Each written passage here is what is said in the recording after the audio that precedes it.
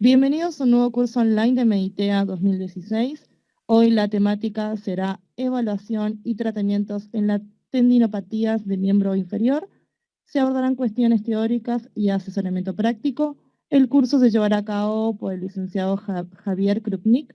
Habrá un intervalo de 10 minutos aproximadamente.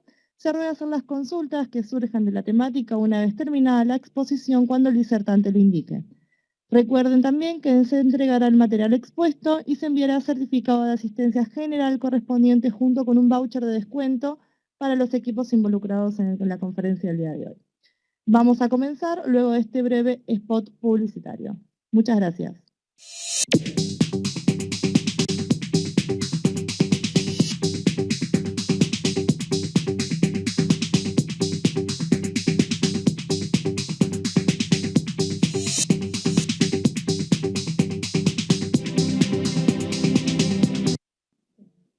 Buenas tardes. Muchas gracias por estar ahí, enfrente de la compu. Muy bien, estamos de nuevo. Bueno, ahí estamos. Bueno, como les contaba, tendinopatías de miembro inferior, hoy fascitis plantar y tendinopatía de Aquiles. Y la próxima, en el mes de septiembre, hablaremos de tendinopatía rotuliana y tendinopatía del glúteo medio y tendinopatía de los glúteos.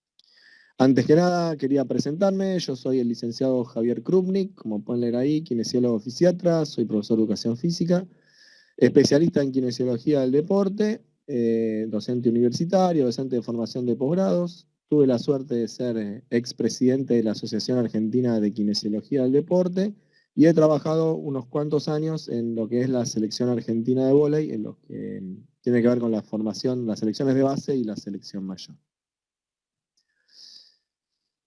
Muy bien, vamos a empezar entonces con la charla propiamente dicha, patologías del tendón en miembros inferiores. Tendinopatía de Aquiles será nuestro primer abordaje. Esta diapositiva es una estructura, quizás un poco simple, pero lo que quiero hacer ver en esta es como el disparador para empezar a hablar del problema de las tendinopatías, ¿sí? Las tendinopatías pueden, como vemos acá abajo, tener dos grandes tipos de patología. Por un lado, la patología tendinosa como la ruptura tendinosa, ¿sí? No es una charla que vamos a hablar, no vamos a hablar de ruptura tendinosa, pero sí nombrar algunas cosas, ¿sí? Como este caso muy conocido acá en el deporte argentino, este jugador de Boca que ha tenido una ruptura del tendón de Aquiles en forma secuencial, o sea, 2 veces ante el mismo rival. ¿Qué pasa con esta ruptura tendinosa? Mayormente se dan mayores de 40 a 60 años, masculina, generalmente es completa y espontánea. ¿Qué significa que es espontánea? No tiene síntomas previos, o sea que la patología de la ruptura es previamente asintomática, aunque tiene presencia de patología degenerativa, y tanto los corticosteroides como algunos antibióticos como las fluoroquinolonas son dos factores predisponentes importantes de las rupturas tendinosas.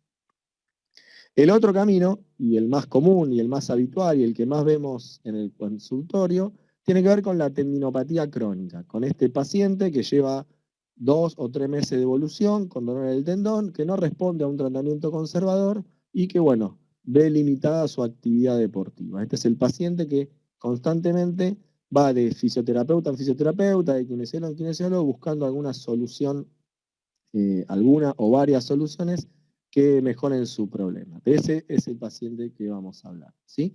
Esta patología crónica también puede ser, te puede alejar del deporte, tanto como una ruptura total. Estas patologías crónicas degenerativas tienen también una posibilidad de limitar la actividad deportiva. Lo primero que vamos a hacer es definir qué es una tendinopatía, ¿sí? Y como leemos ahí, es un descriptor genérico de un cuadro clínico que presenta dos características importantes, que son el dolor y cambios patológicos, que afectan al tendón y a los tejidos peritendinosos a causa de la sobrecarga.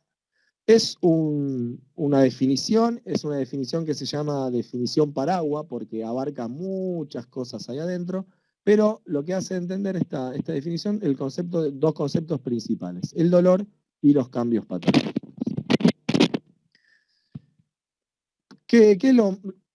¿Cómo vamos a encarar la charla? Primeramente lo que vamos a hacer es pensar en nuestra actividad diaria, en nuestra clínica, en nuestro consultorio, en nuestro centro. Cuando un paciente se presenta con una supuesta tendinopatía de Aquiles, lo primero que tenemos que hacer es, bueno, ver si estamos en presencia de un paciente con una tendinopatía de Aquiles. Para eso vamos a tener que interpretar algunos cuadros, interpretar el cuadro clínico y ver algunos diagnósticos diferenciales, ¿sí?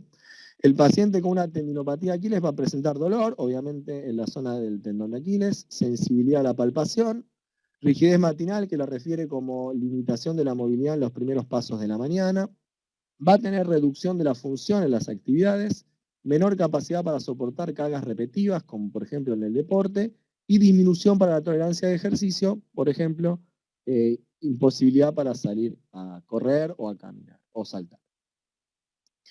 El dolor del tendón es un tema enorme, podríamos estar hablando solamente una charla específicamente del dolor del tendón, porque tiene muchas formas de verlo, muchas aristas, y se hace a veces complicado de poder definir en una o dos diapositivas. Pero el dolor del tendón sí tiene algunas características. Es bien localizado, aparece instantáneamente vinculado a la carga, eso dice que tiene relación con fibras mielínicas de conducción rápida. No aparece en el reporte, no aparece en el reposo o durante actividades de baja carga. Disminuye con el calentamiento, eso significa que el dolor está inhibido por el ejercicio físico y puede aumentar notablemente luego de la actividad deportiva. Cuando digo que es bien localizado, una tendinopatía se puede marcar con un solo dedo o a lo sumo dos. El paciente que no logra marcar el dolor en uno o dos dedos, que muestra una mano de dolor, ya es algo para empezar a ver si es o no una tendinopatía específica.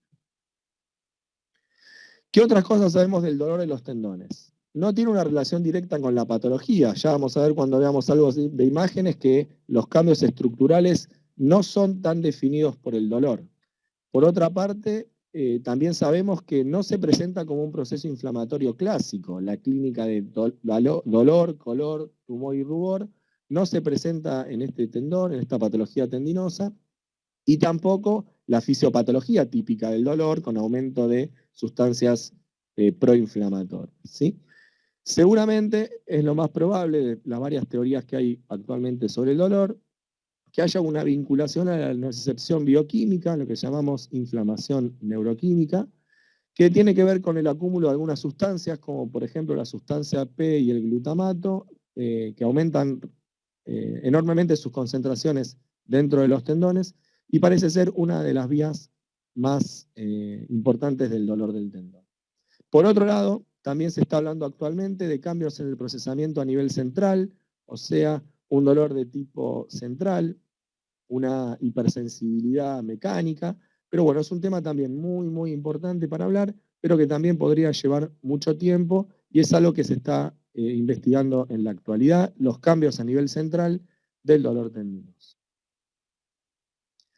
Cuando hablemos del tendón de Aquiles, lo que tenemos que hacer también es definir en qué lugar nos duele, cuál es el lugar o la región de la patología. Acá vemos en esta imagen que podemos encontrar 4 tipos de zonas de lesión: la unión miotendinosa, que la vamos a llamar desgarro o lesión muscular estructural; la patología del cuerpo del Aquiles, que ahí lo vemos en la zona media; la tendinopatía insercional, que va a estar afectando esta zona del tendón de Aquiles; y por último, la entesopatía o la lesión del calcáneo, la lesión del hueso, que va a estar sobre esta zona de dolor. Ahí tenemos los 4 sitios más comunes de patología del tendón de Aquiles. Lo primero que tenemos que hacer también, como dijimos, para asesorarnos si estamos en una tendinopatía de Aquiles o no, es el diagnóstico diferencial. Las patologías del paratendón, en este caso no tenemos vaina, tenemos un tendón con paratendón que puede inflamarse el paratendón, lo que podemos llamar paratendinitis o paratenositis. También conocer que puede haber lesiones o patologías en la grasa de Kegel, en el músculo plantar delgado. El músculo plantar delgado va por la cara medial del tendón de Aquiles y a veces lesiones del plantar delgado suelen asociarse o erradamente diagnosticarse como tendinopatías del Aquiles. Las lesiones del nervio sural, saber si estamos en presencia o no de rupturas parciales, porque las rupturas completas son más evidentes. También las lesiones del sóleo. El sóleo es un músculo con mucha anatomía tendinosa intramuscular, por lo cual da clínica de tendinopatía muchas veces, está ahí nomás, tiene tres tendones y generalmente también puede dar lesiones musculotendinosas, ¿sí? Lesiones musculares estructurales adentro del sóleo y pueden referirse como tendinopatías del Aquiles. Y además también patologías artroinflamatorias, artropatías inflamatorias o dolor referido de la zona lumbar. En el caso de la tendinopatía insercional, también entesopatía de Aquiles, bursitis retrocalcánea, enfermedad de Haglund, síndrome de fricción posterior, un espolón posterior, un espolón por tracción, osteocondritis de Sever en los más chicos, dolor referido a nivel lumbar y también las artropatías inflamatorias, como por ejemplo la gota, pues también da dolor a nivel del calcáneo.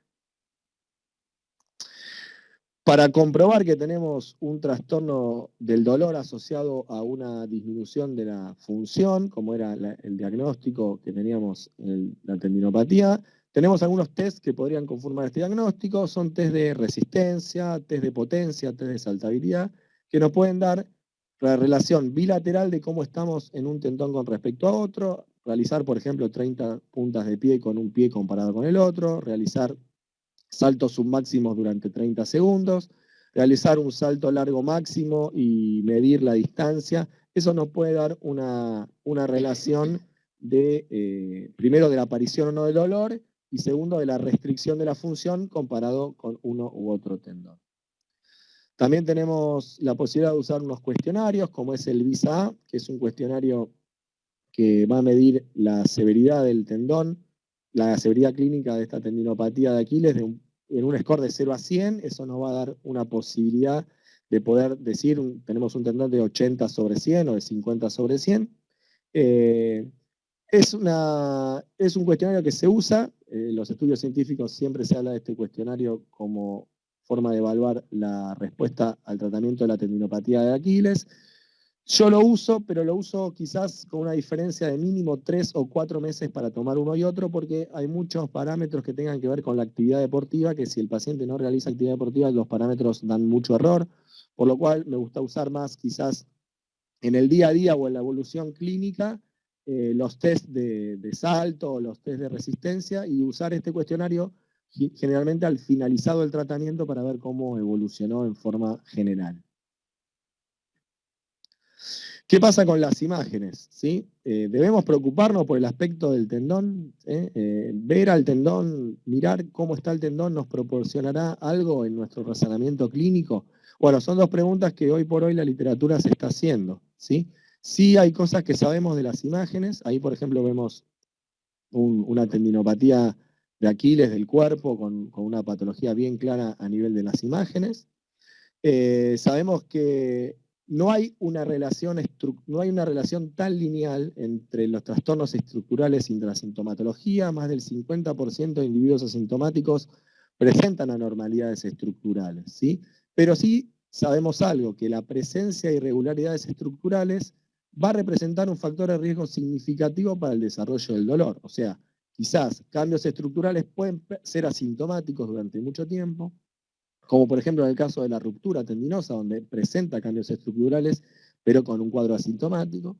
Pero cuando este cuadro se empieza a ser sintomático, casi seguro que presenta con anterioridad alguna patología estructural previa. O sea que es un factor de riesgo importante para la producción del dolor o para la producción de tendinopatía. Es común tener tendones patológicos asintomáticos que se transforman luego en una tendinopatía. Las imágenes también nos van a servir para hacer diagnósticos diferenciales importantes, sobre todo en las rupturas completas, en las patologías asociadas, si hay o no calcificación, si hay artrosis, si hay patología capsular, qué pasa con las bursas. Ahí sí las imágenes nos van a dar información de qué pasa alrededor del tendón, cuáles son las estructuras que están alrededor del tendón que pueden ser o estar generando algún tipo de dolor y que pareciera un dolor tendinoso.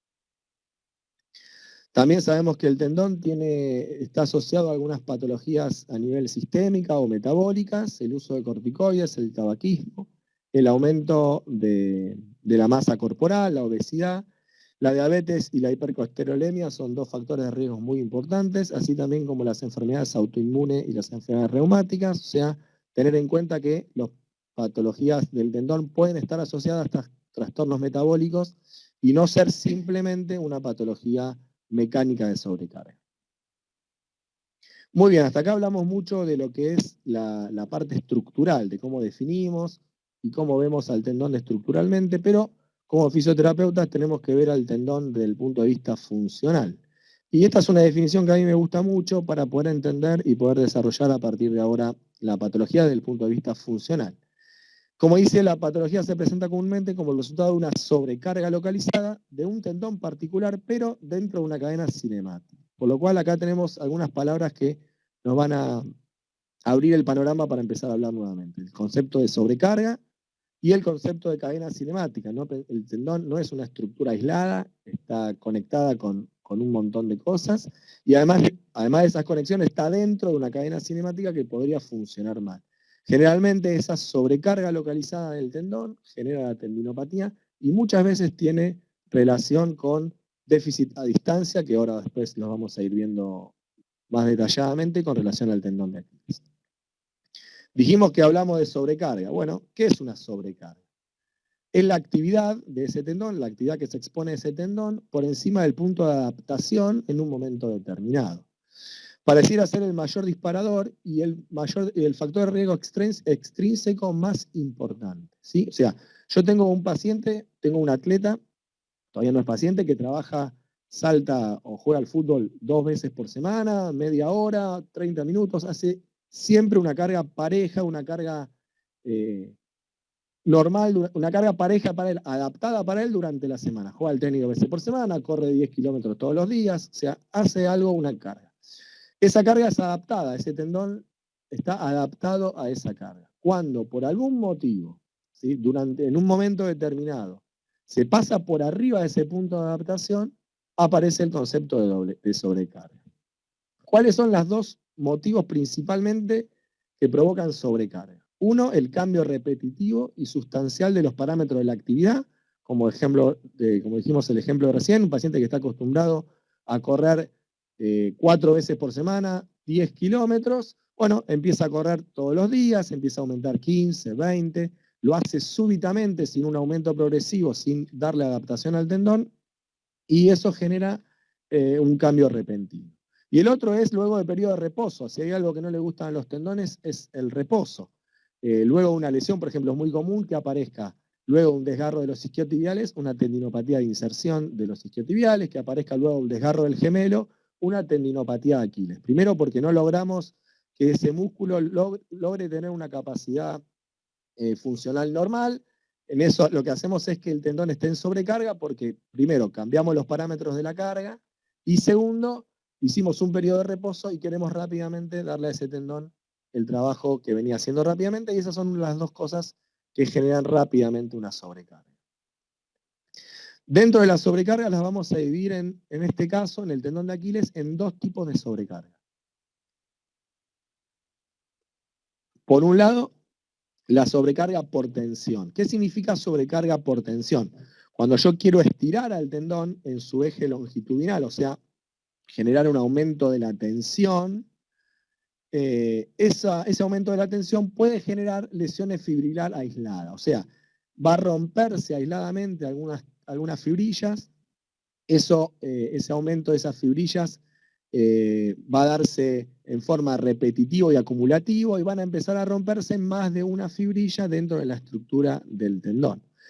Esa ruptura por tensión o ese estiramiento más allá de los puntos normales de estiramiento del tendón se da generalmente en la fase de almacenamiento de energía, que es obviamente la fase más de trabajo excéntrico del tendón. Por eso es muy probable en este caso que el paciente sienta dolor en el momento que su talón está impactando contra el piso, el correr está impactando con el piso, y el tendón de Aquiles va a tener que absorber toda la carga generada por toda la cadena cinemática, por todo el cuerpo, va a absorber esa energía para luego liberarla en una posición de contracción de flexión plantar, ¿sí? Entonces, bueno, esa sería la sobrecarga con tensión. Esa sobrecarga por tensión se da muy comúnmente en esta zona del tendón de Aquiles, que es la zona de la tendinopatía del cuerpo. O sea que la sobrecarga por tensión es la responsable de la tendinopatía del cuerpo. Tenemos otro tipo de sobrecarga, que es lo que llamamos sobrecarga compresiva, ¿sí? Los tendones no están hechos para soportar cargas compresivas, sino están hechos para soportar cargas tensiles. ¿Qué significan las cargas compresivas? Hay algunas prominencias óseas que están adyacentes a los tendones, que lo que generan es en un inicio una disminución de la capacidad de tensión. O sea, esas prominencias óseas lo que van a generar es disminuir la carga de tensión para que el tendón no se rompa cada vez que esté en funcionamiento, ¿sí? Pero en determinadas posiciones, esas estructuras óseas lo que hacen es generar un mecanismo de compresión que va debilitando al tendón y lo que termina con el largo plazo es que pierda capacidad de tensión, ¿sí? A esta tendinopatía la vamos a llamar tendinopatía próxima a la inserción porque tiene que ver con las superficies óseas o bursas generalmente superficies óseas que están adyacentes a la inserción del tendón. Es el caso bien típico en el caso de la tendinopatía del Aquiles, de la tendinopatía insercional, ¿sí? La tendinopatía insercional del Aquiles, como vemos acá, a lo que llamamos Hanglund, espolón de Hanglund, es este aumento en el hueso de la estructura superior del calcáneo. Eso en el momento de generar, como dice, el momento de generar flexión, la dorsiflexión del Aquiles, eso va a generar un aumento de la compresión y eso va a empezar a generar dolor y limitación del movimiento en la zona de la tendinopatía insercional, lo que llamaríamos tendinopatía insercional. O sea, tenemos tendinopatía, sobrecarga por tensión en la patología del cuerpo y sobrecarga compresiva en la patología insercional. Cuando la tendinopatía empieza a perder capacidad, cuando el tendón empieza a perder capacidad de tensión y se hace rígido y se hace más duro o menos capacidad de ser elástico, empieza a generar tensión, ¿sí?, de la zona insercional y empieza a generar lo que se llama entesopatía, ¿sí? La entesopatía es la lesión degenerativa de la unión osteotendinosa, o sea, de la transición entre el hueso y el tendón. Eso se ve radiográficamente como algunas pequeñas calcificaciones, también se puede ver ecográficamente como irregularidad del hueso. Ahí lo que estamos hablando de una entesopatía es una lesión crónica generada por un aumento de la tensión y muchas veces por un aumento de la tensión-compresión, ¿sí? La sobrecarga mixta, compresiva, tensional, es lejos la más causante de lesión y ese es un ejemplo muy claro en la tendinopatía del Aquiles.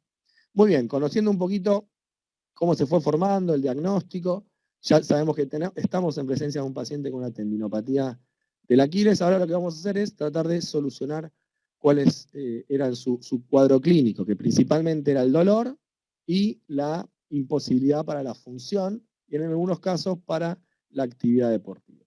Además de esos objetivos, como el control del dolor, la normalización de la función y el retorno a la actividad, a mí me gusta poner el tema de prevención de la recurrencia. ¿Por qué? Porque muchas de las patologías de tendones parecen estar curadas a corto plazo, pero generalmente es un paciente que vuelve al consultorio y vuelve al consultorio y vuelve al consultorio porque no vamos a tener, generalmente nos olvidamos de tener en cuenta algunas cuestiones para prevenir a esta tendinopatía y para mantener que la función no caiga nuevamente. Bueno, no hay recetas. No, la pastillita de la fuerza, de la flexibilidad y la resistencia todavía no existen, así que bueno, vamos a tener que trabajar. Y la forma de trabajar que tenemos los fisioterapeutas es claramente los ejercicios físicos o los agentes físicos. ¿Cuál sería entonces la línea de tratamiento para una tendinopatía? En este caso, la tendinopatía del Aquiles, pero esto lo podemos poner como algo mucho más genérico. Primero, lo que tenemos que hacer es evitar actividades que causen dolor, ¿sí? Hay como dos grupos de actividades que causan dolor. El dolor de tipo irritante, ¿por qué? Porque, ¿qué pasa con el dolor del tendón? El dolor del tendón generalmente no se siente durante la actividad, sino que se siente posterior a la actividad. luego del reposo o a las 24 horas, es donde uno debe evaluar la realidad de la carga que le puso. Entonces, a veces, si ya hay actividades que causen dolor durante la realización de las actividades, eso sí se debe evitar, porque eso se llama sensibilidad a dolor o actividad dolorosa y debe tratar de evitarse completamente. El otro aspecto es realizar reposo relativo. ¿Qué significa reposo relativo? Primero, no inmovilización total. Los tendones que están inmovilizados y no generan procesos de mecanotransducción, generan tantos procesos patológicos como la sobrecarga, o sea que no está indicada la inmovilización completa de un tendón. Sí el reposo relativo, y el reposo relativo tiene que ver con la carga óptima, que vamos a hablar bastante de carga óptima más adelante y cómo vamos a hacer para poder que esa carga sea óptima. Después lo que podemos hacer o debemos hacer es modificar los parámetros de la carga, bajar en algunos casos intensidad, en algunos casos volumen, en algunos casos tiempo. Eso lo vamos a ir viendo con el paciente y con la patología específicamente. Tener en cuenta el tipo de sobrecarga. Por ejemplo, si estamos en una tendinopatía insercional, vamos a tener que evitar, por ejemplo, la dorsiflexión del pie, como para no generar más sobrecarga compresiva en una patología que está dada por una sobrecarga compresiva. Es el momento para la corrección de técnicas o de gestos que provoquen la lesión tendinosa, por ejemplo, el correr con flexión plantar o flexión dorsal, ya lo vamos a ver. Es el momento para analizar, buscar, encontrar y trabajar los déficits funcionales, llámese articulares, fuerza, flexibilidad, restricciones miofacial, pero es el momento para encontrarlos y buscarlos y debemos trabajarlos. Y por último, hay que tratar de que este paciente vuelva nuevamente a la actividad deportiva. Eso lo vamos a llamar adaptabilidad a la carga, o sea, tratar de que este paciente vuelva a correr, por ejemplo, ¿sí? El concepto de adaptabilidad a la carga, en la mayoría de los estudios, habla de por lo menos 12 semanas de tratamiento. Eso no significa que el paciente esté 12 semanas sin correr, eso sería un problema muy importante, ¿sí? Porque como dijimos, no a la inmovilización, no al reposo, sí al cambio de la carga. Muy bien. ¿Qué significa entonces adaptabilidad a la carga? Bueno, adaptabilidad a la carga significa rehabilitación funcional. Significa realizar programas integrales que tengan una continuidad, una progresión continua funcional y que fuercen a constantes adaptaciones neurales y mejoren el patrón del movimiento. ¿Qué significa esto de adaptaciones neurales? ¿Sí? Fuerza aislada, flexibilidad aislada, movilidad articular aislada, que no logren encontrar un flujo común de mejora de rendimiento, no logran adaptaciones neurales. Las adaptaciones neurales están dadas por cambios integrales, por trabajar todo junto en un mismo objetivo, que es la mejora del patrón de rendimiento. Los tendones responden muy bien a lo que se llama programa de carga gradual. El programa de carga gradual al cual responden los tendones lo podemos ver en este tipo en esta diapositiva. Vamos a ver que vamos a empezar con trabajos de ejercicios isométricos, tanto en cadena abierta como en cadena cerrada. Luego pasar al concepto de concéntrico-excéntrico o excéntrico-concéntrico, a lo que llamamos High Slow Resistant Trainer, lo que se llama High Low Resistant Trainer. Después pasar al grupo de ejercicios excéntricos de baja y alta velocidad, de baja a alta velocidad, para terminar últimamente con ejercicios ya que tengan involucrar más a los saltos y a la absorción y a liberación de energía, como los ejercicios pliométricos, para terminar luego en los ejercicios específicos de cada actividad deportiva. Bien, ¿qué podemos hablar del ejercicio isométrico? ¿Sí? Este trabajo de Río, del trabajo del 2015, lo que evaluó fue en la tendinopatía rotuliana específicamente un protocolo de ejercicios isométricos para ver si lograba reducción o inhibición del dolor previo a la realización de actividad deportiva, ¿sí? ¿Cuál fue un poquito el resultado de este trabajo? Es que el ejercicio isométrico reduce inmediatamente el dolor. Ese dolor está inhibido más o menos la reducción del dolor por 45 minutos. Tiene que ver con la liberación de la inhibición cortical que genera el dolor a partir del tendón, eso que habíamos hablado anteriormente de sensibilidad central. Algo bueno del ejercicio isométrico comparado al ejercicio excéntrico es que puede ser utilizado en competencia, preactividad y posactividad, a diferencia del excéntrico que notó que no tiene buen resultado durante la actividad competitiva, ¿sí? El ejercicio isométrico, en este caso, o el que fue trabajado en el programa por Del Río, que es un poquito el que está dando la tendencia en estos ejercicios isométricos, es realizar 5 repeticiones de 45 segundos, 2 o 3 veces por día. Generalmente la carga debe ser el 70% de la contracción muscular voluntaria máxima, ¿sí? O sea, el 70% de la contracción muscular voluntaria máxima. Como vemos aquí, empezamos con los ejercicios isométricos bilaterales y luego pasamos a los ejercicios isométricos unilaterales. Ven que vamos a trabajar con extensión de rodilla y también lo vamos a trabajar con flexión de rodilla. ¿Por qué vamos a trabajar los músculos? ¿Por qué vamos a hacer ejercicios con flexión de rodilla también y no solamente en extensión de rodilla? Porque parece ser que la debilidad del sóleo es también responsable de los déficits de fuerza a nivel del complejo de los pacientes con tendinopatía de Aquiles. Este es un trabajito que evaluó fuerza, realización de fuerza en extensión y en flexión de rodilla en pacientes con o sin tendinopatía de Aquiles. Y el resultado fue que en pacientes con tendinopatía de Aquiles había menos posibilidad de realizar fuerza en flexión de rodilla y no tanto con extensión de rodilla, por lo cual involucra el sóleo como parte de una de las partes de los déficits de fuerza responsables para generar tendinopatía de Aquiles, ¿sí? Además, anatómicamente, como podemos ver en esta imagen, el sóleo es una parte muy importante del tendón de Aquiles desde el punto de vista anatómico, por lo cual debemos incluir al sóleo en las fases, en todos los trabajos de fortalecimiento. No solo trabajar gemelo interno y gemelo externo, sino incluir al sóleo como parte del trabajo de la tendinopatía de Aquiles. Aquí vemos, por ejemplo, 3 ejercicios, 3 formas de trabajarlo, con carga, ejercicios isométricos, ¿sí?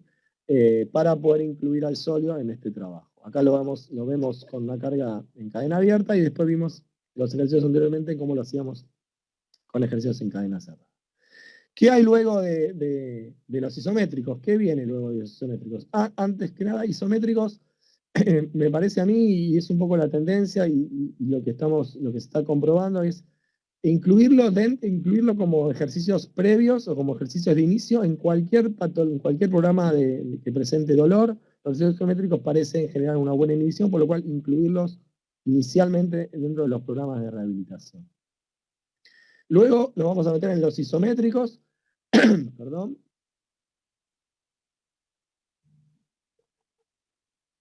Aquí tenemos 3 grandes grupos de trabajos o 3 grandes grupos de estudios. Los estudios de Silbernagen, los estudios de Heavy Slow Resistant Trainer y los trabajos de Alfredson. Como vemos aquí, cada uno tiene una particularidad diferente con respecto al planteo de ejercicios que realiza. Silbernagen habla de concéntrico-excéntrico, habla de una progresión, empezar con concéntrico-excéntrico, luego ir a excéntricos, luego concéntricos excéntricos de velocidad y trabajar también inestables, ¿no? Inestables como dice ahí, sino ejercicios inestables. Es variable la carga, las células y repeticiones que da, lo hace diariamente, generalmente trabaja sin carga y va evolucionando en la función y en la velocidad, y trabaja dentro de límites bien definidos. Eso lo vamos a ver cómo trabaja después Silbernagen en la carga, y el dolor, que nos va a servir como una forma de dosificar la carga. Heavy Slow Resistant Trainer, o sea, cargas lentas y altas, ejercicios de altas cargas y en forma lenta de reiteración. Plantea 4 a 15 repeticiones de inicio y va progresando a 4 series de 6 repeticiones. Lo hace 3 veces por semana, como dijimos, la carga es alta. Y el dolor también dentro de la carga aceptable, que no genere, como dijimos, dolor irritativo a las 24 horas. Y Alfredson, su trabajo de excéntricos, ya del año 1998, presentó el trabajo de generadores excéntricos. Lo realizaba 3 series de 15 repeticiones 2 veces por día. La carga era moderada, generaba siempre un mínimo dolor, e iba aumentando la carga con unas mochilas para que cuando el dolor disminuía iba aumentando la carga a partir de la dosificación del dolor. Este es uno de los trabajos presentados con Silbernager, cómo pasa de isométricos a dos piernas, isométricos a una pierna, concéntricos, excéntricos a dos piernas, concéntricos, excéntricos a una pierna, y luego va generando una progresión hacia los inestables y los altos. El trabajo de Heavy Slow Resistant Trainer, cómo va progresando en 12 semanas. Como vemos, los trabajos tienen 12 semanas como mínimo, de 4 series de 15 repeticiones de inicio y termina con 4 series de 6 repeticiones. Plantea estos 3 ejercicios: ejercicios en flexión, ejercicio de solio, ejercicio de prensa en punta de pie y ejercicios de carga en cadena abierta. Y todos conocemos también a los ejercicios de excéntricos de Alfredson, que planteaba el drop squat, o sea, la caída a una pierna con rodilla en extensión, la caída a una pierna con rodilla en flexión y la caída con carga de peso cuando el dolor iba disminuyendo. 3 series de 15 repeticiones. ¿Sí? La mayoría de los trabajos han demostrado buenos, regulares y no tan buenos resultados en todos estos diferentes tipos de trabajo, pero bueno, esas son las 3 tendencias hoy, las 3 tendencias en la actualidad para el trabajo de la progresión o del aumento de la carga en las tendinopatías de Aquiles, ¿sí? Yo al ejercicio excéntrico puro no me gusta tanto el ejercicio excéntrico puro. Creo que hay cosas que son tan buenas como el ejercicio excéntrico, como los ejercicios isométricos, o realizar ejercicios en toda la cadena de movimiento, con altas cargas. No soy de aislar tanto el ejercicio excéntrico puro, sino que sea un ejercicio más, y hay algunos pacientes que tienen tendinopatía de Aquiles, que no son deportistas, que quizás no necesiten nunca hacer un trabajo excéntrico, ¿sí? Eso hay que dosificarlo mucho con respecto al tipo de paciente que tenemos, ¿sí? Y algo también nuevo que estamos viendo, un trabajo del 2015-2016, es el entrenamiento de la neuroplasticidad del tendón. Acá se mete un poquito más en lo que es el dolor del tendón o la patología del tendón a nivel central, la relación entre el nivel central, la sensibilidad central y el dolor tendinoso. Por eso lo que hace es, además de trabajar la fuerza, le da mucho hincapié a lo que es el control motor y basa al entrenamiento de estos ejercicios que vimos anteriormente, los isométricos o los excéntricos, o los concéntricos excéntricos, pero le agrega 3 patrones establecidos. Primero, el control rítmico externo. El control rítmico externo lo hace a partir del uso de algo que se llama metrónomo. El metrónomo lo que hace es definir una velocidad que puede ser tanto auditiva como visual, y lo que hace es establecer un patrón rítmico fijo, porque el paciente lo que hace generalmente con el dolor es alterar el patrón rítmico. Generalmente trabaja más en excéntrico, menos en concéntrico, porque lo adapta a su dolor.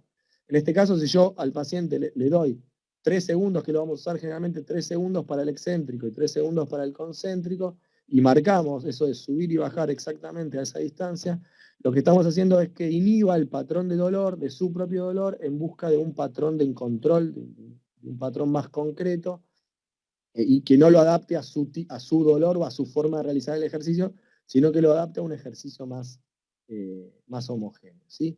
El otro concepto es la variabilidad del movimiento, no hacer siempre el mismo ejercicio, porque hacer siempre un mismo ejercicio en un mismo patrón aumenta la sobrecarga en ese punto. Lo que hay que hacer es variabilidad del movimiento para evitar la sobrecarga en un punto.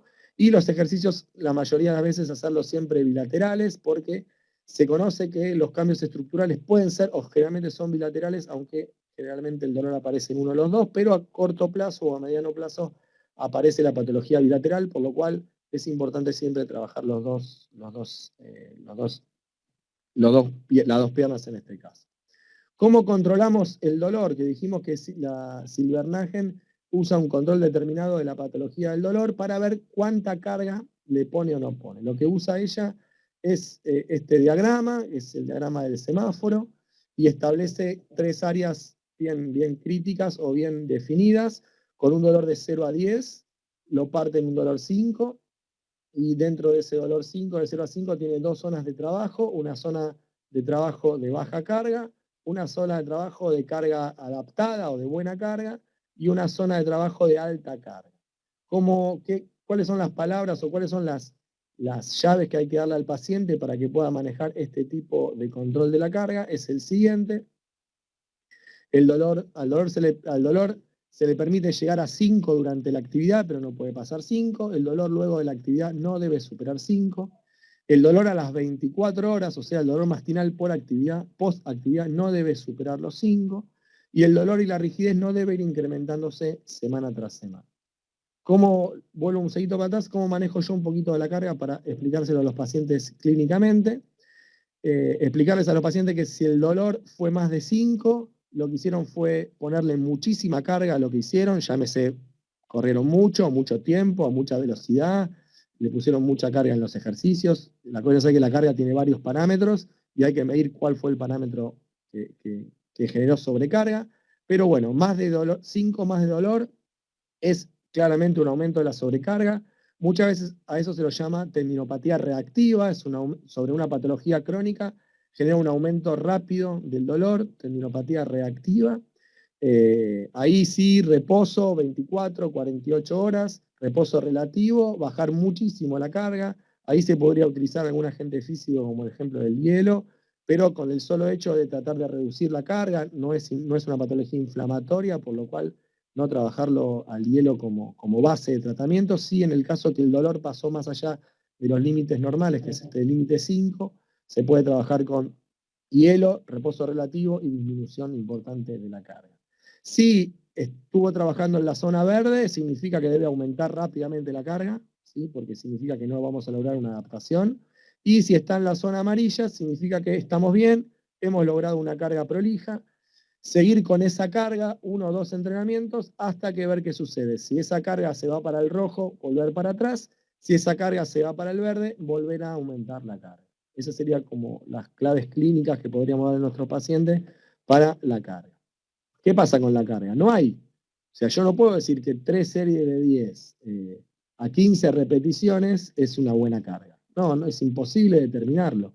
La carga está asociada al paciente, a los factores de riesgo, a los factores intrínsecos, a su voluntad, a su momento de la participación, a si tiene que correr una maratón en 2 semanas o no. Entonces, la carga es muy independiente, muy subjetiva, entonces usamos esta escala subjetiva para evaluar la carga y el dolor.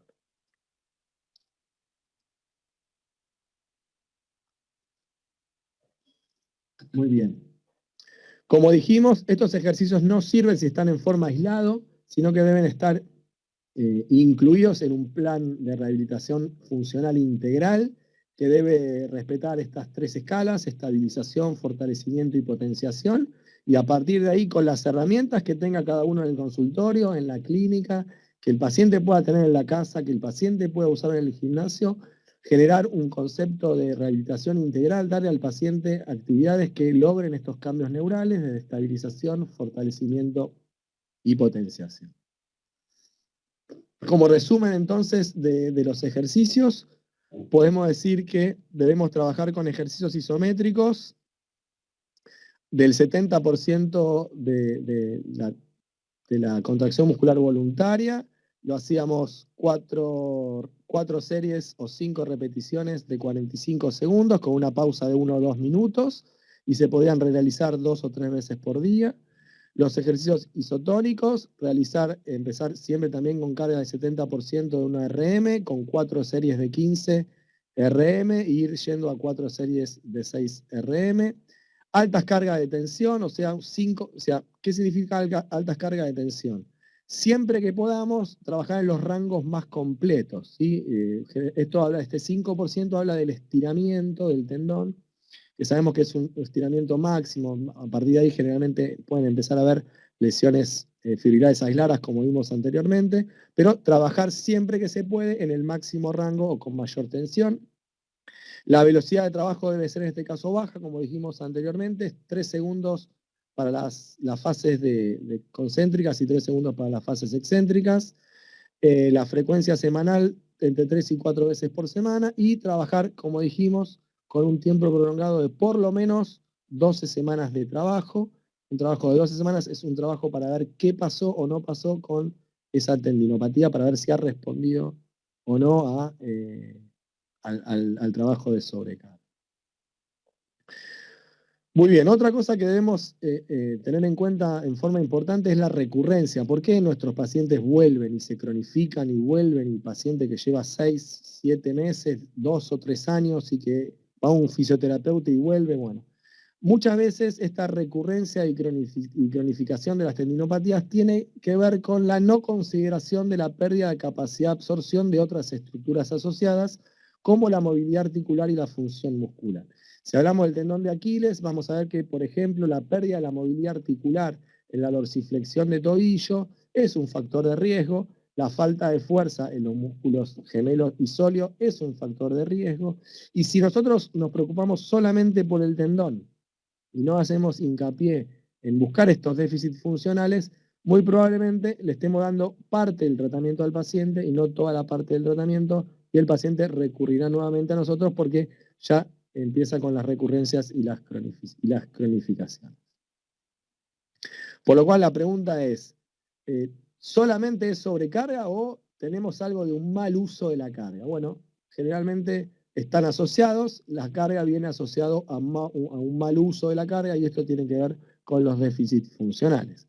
En este círculo podemos ver cómo es un círculo vicioso típico de una tendinopatía. Comenzamos con la sobrecarga genera el dolor y los cambios estructurales intratendinosos, aparece ese engrosamiento del tendón típico como patología tendinosa estructural. Eso genera a su vez inhibición cortical porque el dolor inhibe algunos patrones de movimiento, eso genera inhibición cortical, la inhibición cortical altera el control motor, eso genera déficits funcionales y pérdida de la variabilidad, empieza a generarse el movimiento en un solo marco, en un solo eje, y sin variabilidad porque busca adaptarse a una zona de no dolor, y eso logra después tener capacidades o perder las capacidades mecánicas, que lo que hace es aumentar nuevamente el concepto de sobrecarga. Este podría ser como un círculo vicioso típico, pero el problema es saber dónde se inició el círculo vicioso, si fue la sobrecarga o en realidad ya el paciente partía de una alteración del control motor que luego terminó, o déficits funcionales, como dijimos, el déficit de la disminución de la movilidad del tobillo, generó la disminución de las capacidades mecánicas y terminó en sobrecarga. Es muy difícil saber cuál es acá, por eso es importante abordar todos estos conceptos en la misma sesión y durante el mismo tratamiento y no hacer algún agente físico hoy, darle algún ejercicio mañana y preocuparme por la flexibilidad pasado mañana porque eso no va a lograr este concepto de rehabilitación funcional.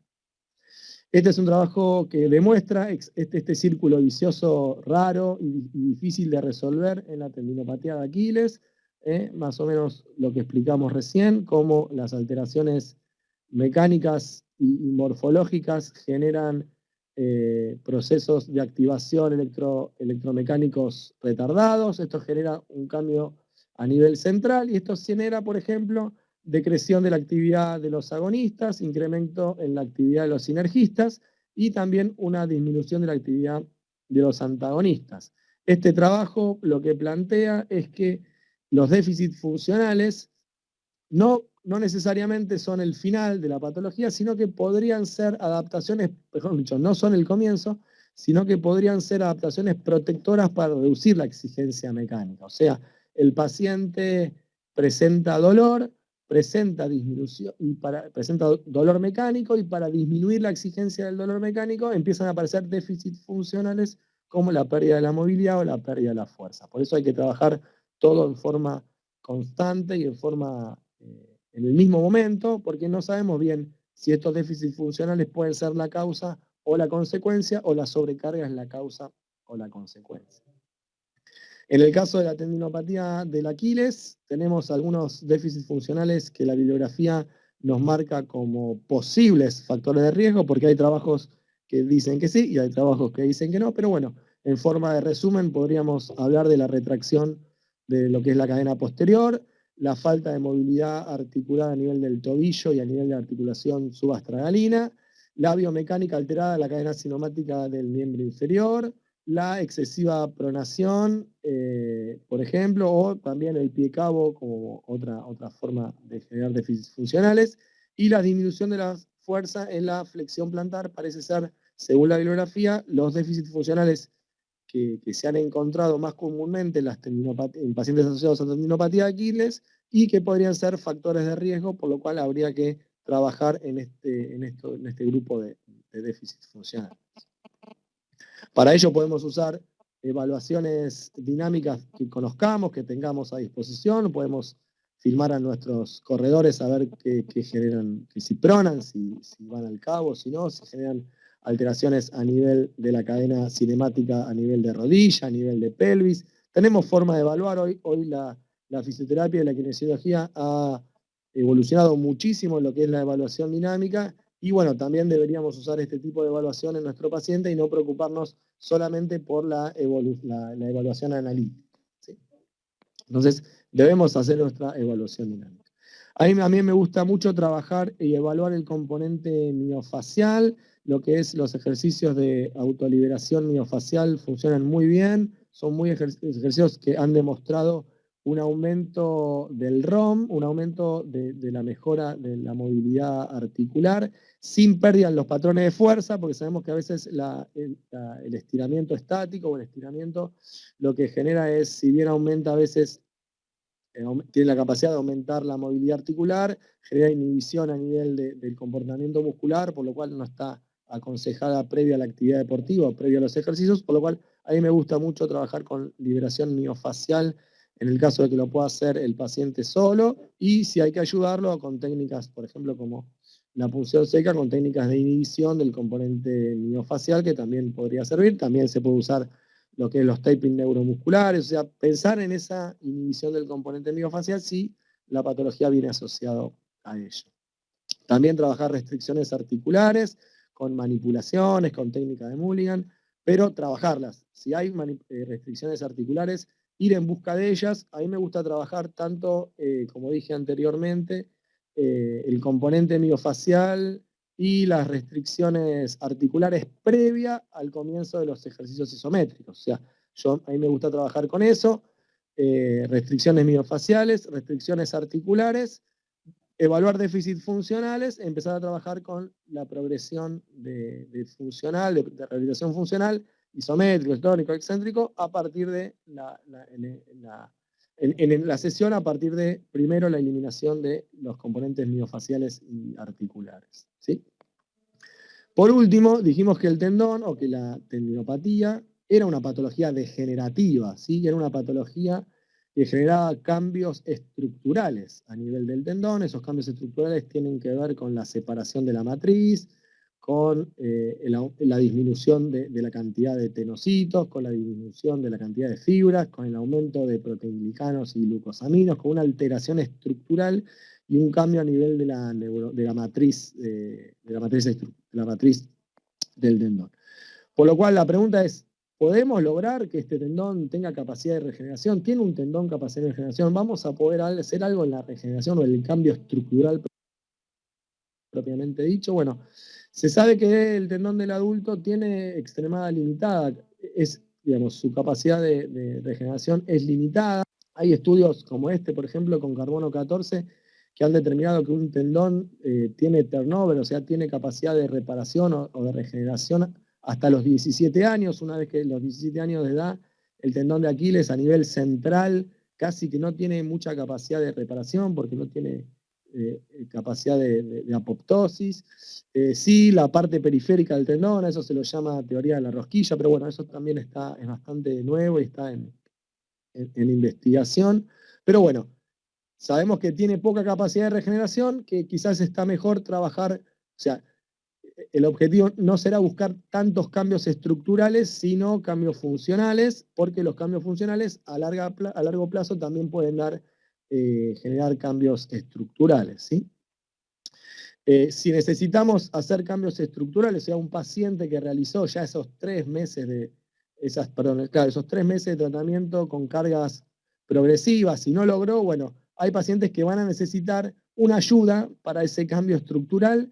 En el caso de necesitar esa ayuda, tenemos hoy en la actualidad varias técnicas, pero principalmente hay algunas que han demostrado ser más eficaces desde el punto de vista de la evidencia científica. Las ondas de choque radiales son una posibilidad. La sonda de choque es un impulso acústico de alta presión y baja duración que se introduce, es una energía mecánica, es una onda de presión que se introduce al interior del tejido, desencadenando procesos por dos lados, analgésicos y buscando un proceso reparativo del tendón. Hay dos tipos de onda de choque, son las focales y las radiales, con buenos resultados en ambas, algunos trabajos con mejor que otras. Las focales focalizan el punto de aplicación a distancia, las radiales tienen su máxima energía cerca de la superficie de la piel, pero generalmente 3 o 4 centímetros trabajan las ondas de choque radiales. Generalmente lo que sabemos, cuál es el mecanismo de acción de las ondas de choque, generalmente tiene que ver con este diagrama. La sonda de choque es una onda mecánica, como dijimos, que tiene un aumento de la presión positiva y un aumento de la presión negativa. El aumento de la presión positiva genera lo que se llama efecto Hopkins, cuando las ondas sonoras golpean contra elementos de impedancia acústica diferente, rebotan, generan ahí un acúmulo de energía y ese acúmulo de energía lo que provoca es un aumento de la liberación de energía en el sitio de impedancia acústica diferente. Y por otro lado, la sonda de choque tiene una fase negativa. Esa fase negativa genera lo que conocemos con el nombre de cavitación. La cavitación parece ser la responsable de uno de los efectos importantes de la sonda de choque, ya que lo que hace es generar microburbujas intratisulares, regiones intratisulares, y bueno, eso generaría esto, ¿sí? La fase positiva más la fase negativa, generaría lo que se llama perturbación mecánica. La perturbación mecánica a partir del concepto de mecanotransducción. La mecanotransducción es la respuesta bioquímica que genera un tejido a partir de un estímulo mecánico.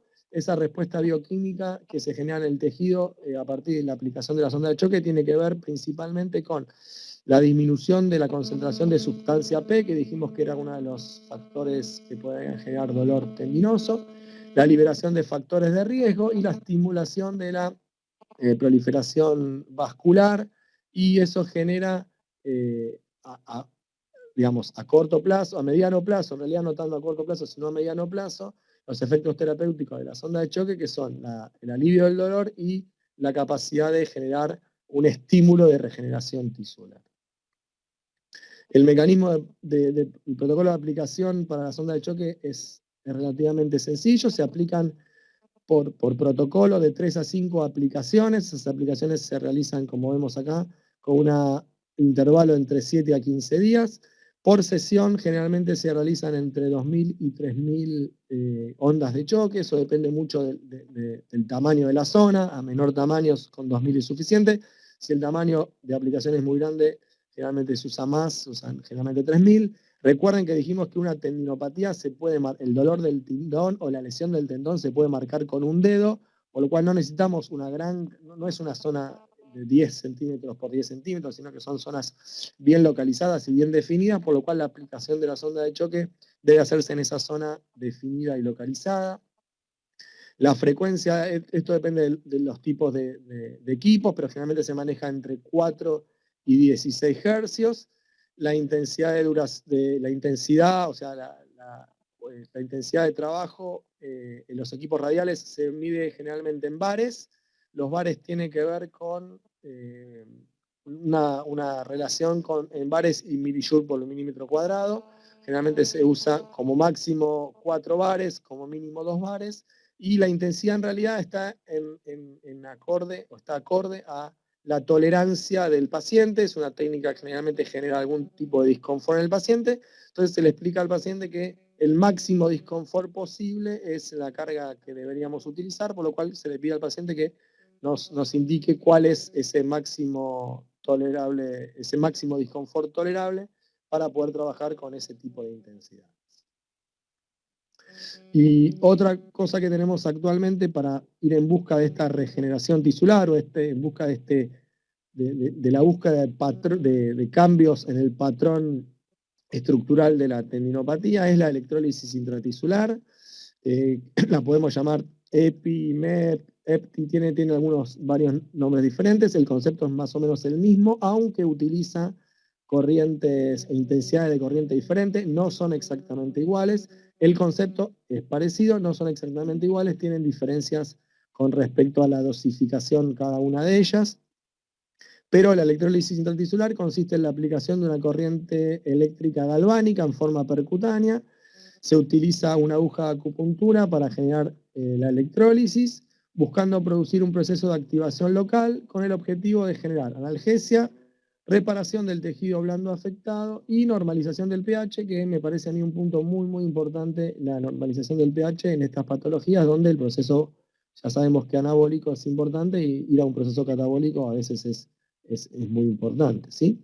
¿Cómo funciona esto de la electrólisis? La corriente galvánica se introduce en el cuerpo cloruro de sodio y agua, se va a dividir, ánodo, cátodo, y vamos a tener alrededor del cátodo, que es nuestra aguja, la aparición del nitróxido de sodio. Ese nitróxido de sodio lo que va a generar es, va a generar efectos polares como la licuefacción, el aumento de la temperatura y sobre todo la alcalinización del pH, que es muy importante. Esta es la técnica de realización, como vemos acá, un electrodo dispersivo, el electrodo activo en este caso es la aguja de acupuntura, el cuerpo es electrolito. Yo lo hago siempre bajo control ecográfico, se puede hacer o no con control ecográfico, pero bueno, generalmente el control ecográfico lo que hace es darnos una gran seguridad de dónde estamos colocando la aguja y nos puede dar también la posibilidad de estar específicamente en el sitio de la lesión, ya que una tendinopatía, una tendinosis o una patología estructural intratendinosa no se da en todo el tendón, se da en algunos puntos determinados, así que bueno, es importante trabajar, ver dónde estamos exactamente con eso. Así que esas serían un poquito las dos técnicas que actualmente están utilizando con el objetivo de buscar esta regeneración tendinosa. Algo con respecto al ejercicio que me quedé anteriormente con esta división entre la tendinopatía insercional y la tendinopatía de cuerpo.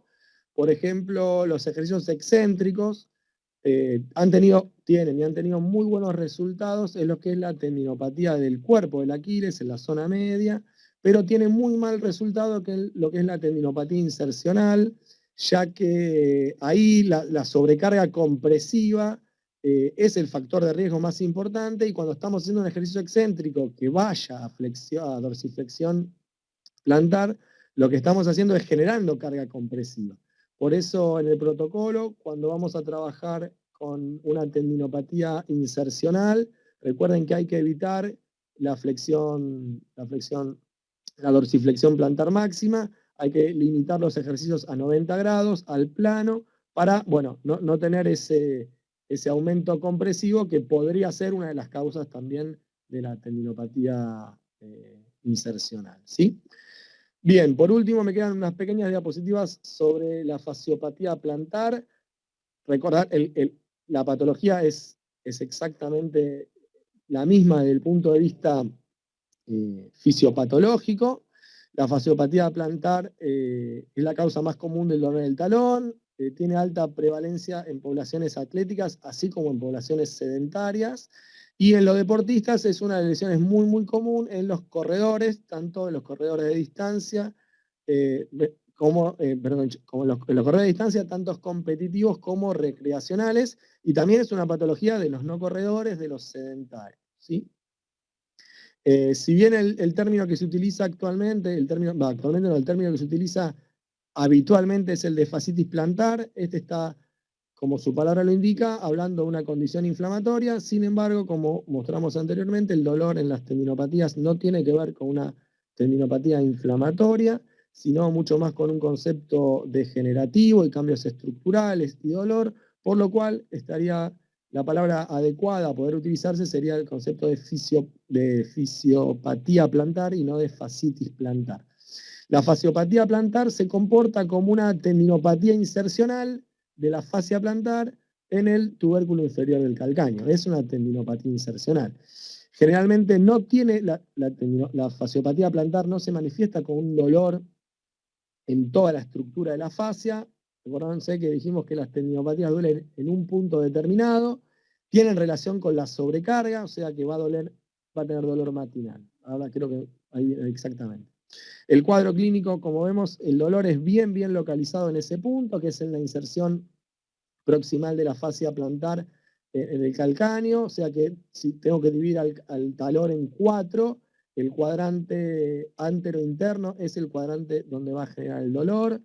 El dolor tiene que ver con la carga, aumenta, es importante en los primeros pasos de la mañana, yendo de la cama al baño, aumenta con la sobrecarga, cede con el reposo y no está asociado a otros estímulos que no sean la carga. Entonces, cuando tenemos un paciente que presenta dolor en las plantas de los pies, no en el talón, dolor en las plantas de los pies, no asociado a la sobrecarga, que dice que no le duele a la mañana, que no presenta trastorno de rigidez, bueno, pensar en si es una fasciopatía plantar o no, porque no todos los dolores en la planta del pie, no todos los dolores en el talón son fasciopatías plantares o dolores del talón.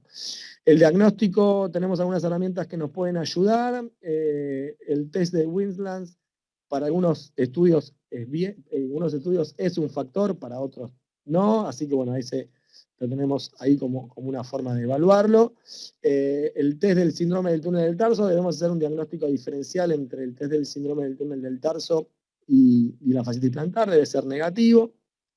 Se habla de la disminución de la movilidad tanto activa como pasiva de la dorsiflexión tibio-tarsiana. Podemos usar el test de Lung para evaluar exactamente cómo está la movilidad del tobillo en carga de peso. También se habla de déficit de la movilidad en lo que es la articulación, la primera articulación interfalángica, primera articulación metatarsofalángica, evaluar siempre la rigidez de esa articulación, y el índice de masa corporal aumentado tiene relación, pero solamente para individuos no deportistas. No se ha encontrado una relación tan lineal en deportistas.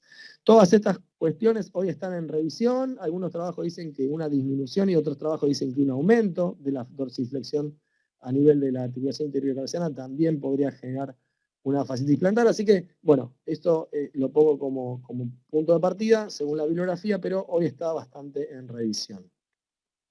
Las imágenes, como dijimos, nos dicen una parte del problema, no nos dicen todo, porque encontramos pacientes con patología, como vemos acá, con un aumento muy importante, un aumento del grosor de la fascia plantar, con cambios estructurales. Muchas veces lo que vemos acá en el calcáneo es una irregularidad, eso lo llamamos entesopatía, como dijimos anteriormente. Sabemos que pacientes pueden estar así en forma asintomática, pero pacientes sintomáticos generalmente van a tener previo a ello alteraciones estructurales. La resonancia magnética también nos puede ayudar, acá como vemos esta estructura, y algo que nos ayuda mucho la resonancia magnética en el caso de la fascia plantar es como ver que esta fascia plantar continúa por acá y va a ser acá arriba nuevamente, va a formar lo que es el tendón de Aquiles y va a seguir para arriba, por lo cual entender a que la fascia plantar es parte de una cadena cinemática que viene bien hacia arriba y podría ser el problema de una patología descendente y o ascendente. El espolón calcáneo en la actualidad no está relacionado directamente con la producción de la fascitis plantar.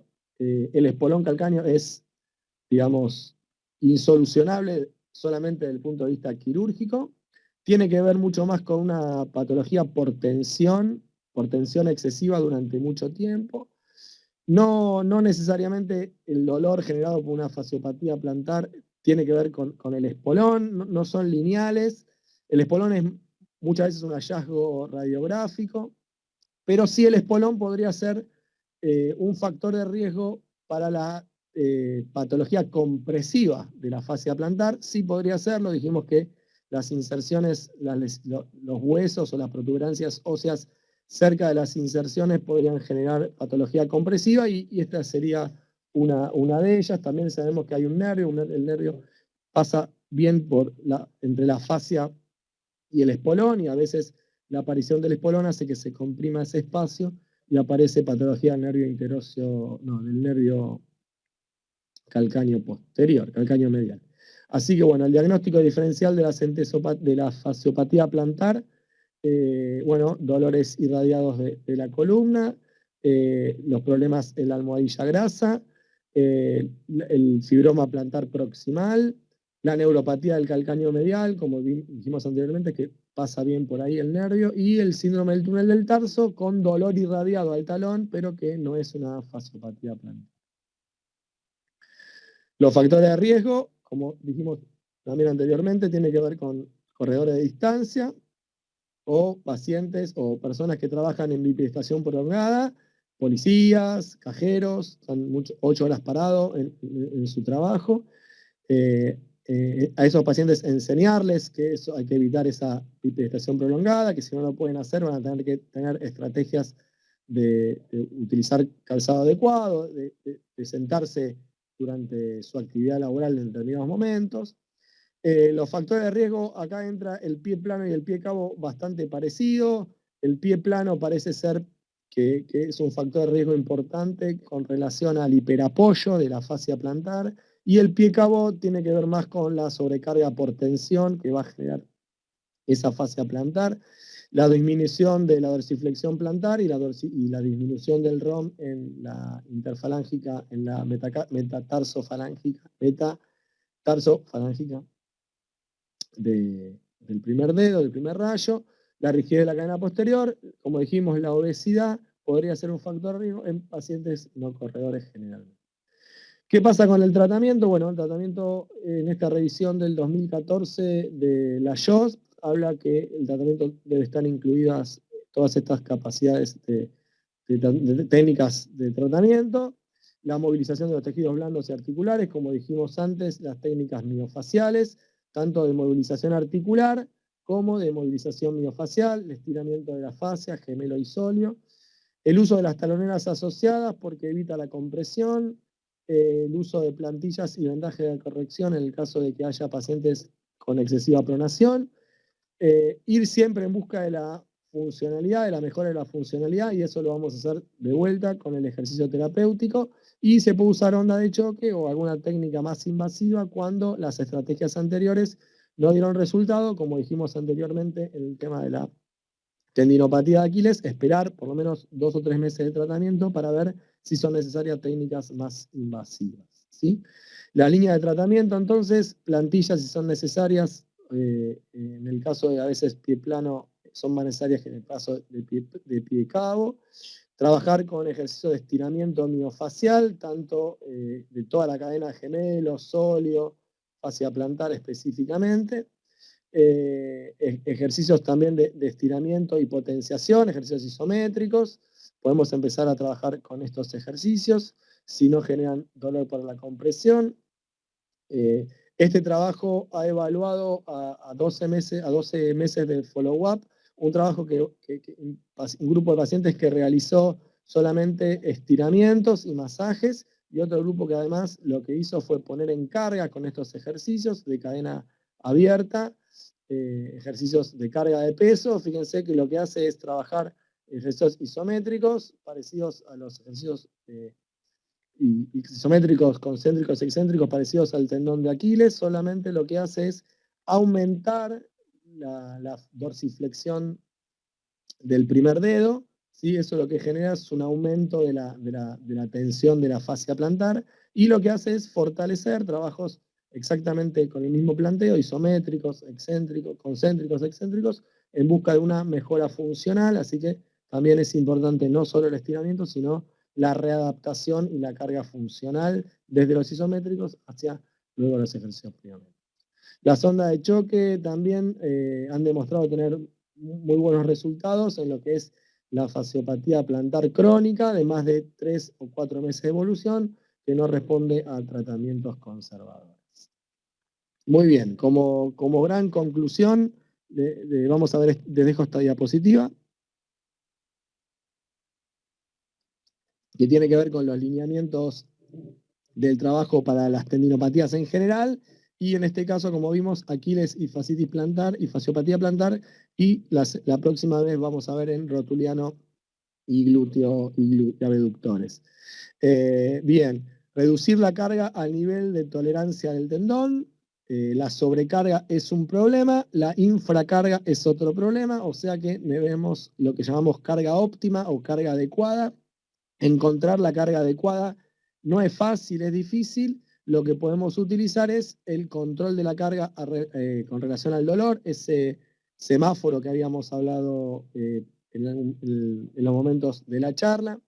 No aplicar solamente tratamientos pasivos. Claramente el tratamiento activo, los ejercicios son el gold standard en el trabajo de las tendinopatías, así que no aplicar solamente tratamientos pasivos, solamente tratamientos pasivos.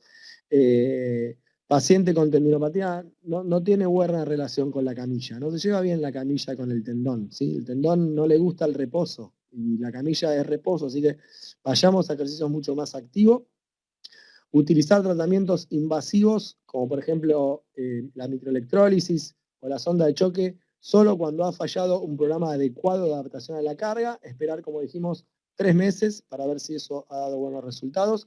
Acá en tratamientos invasivos también incluimos a los tratamientos médicos como proloterapia, células madres, PRP, bueno, todo ese grupo de infiltraciones o de uso de trabajos invasivos entrarían acá.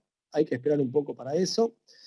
Si bien no hay que ignorar el dolor, como dijimos, está hablando de déficits funcionales, o en general el dolor está hablando de que hay déficits funcionales y que hay que ir en esa búsqueda.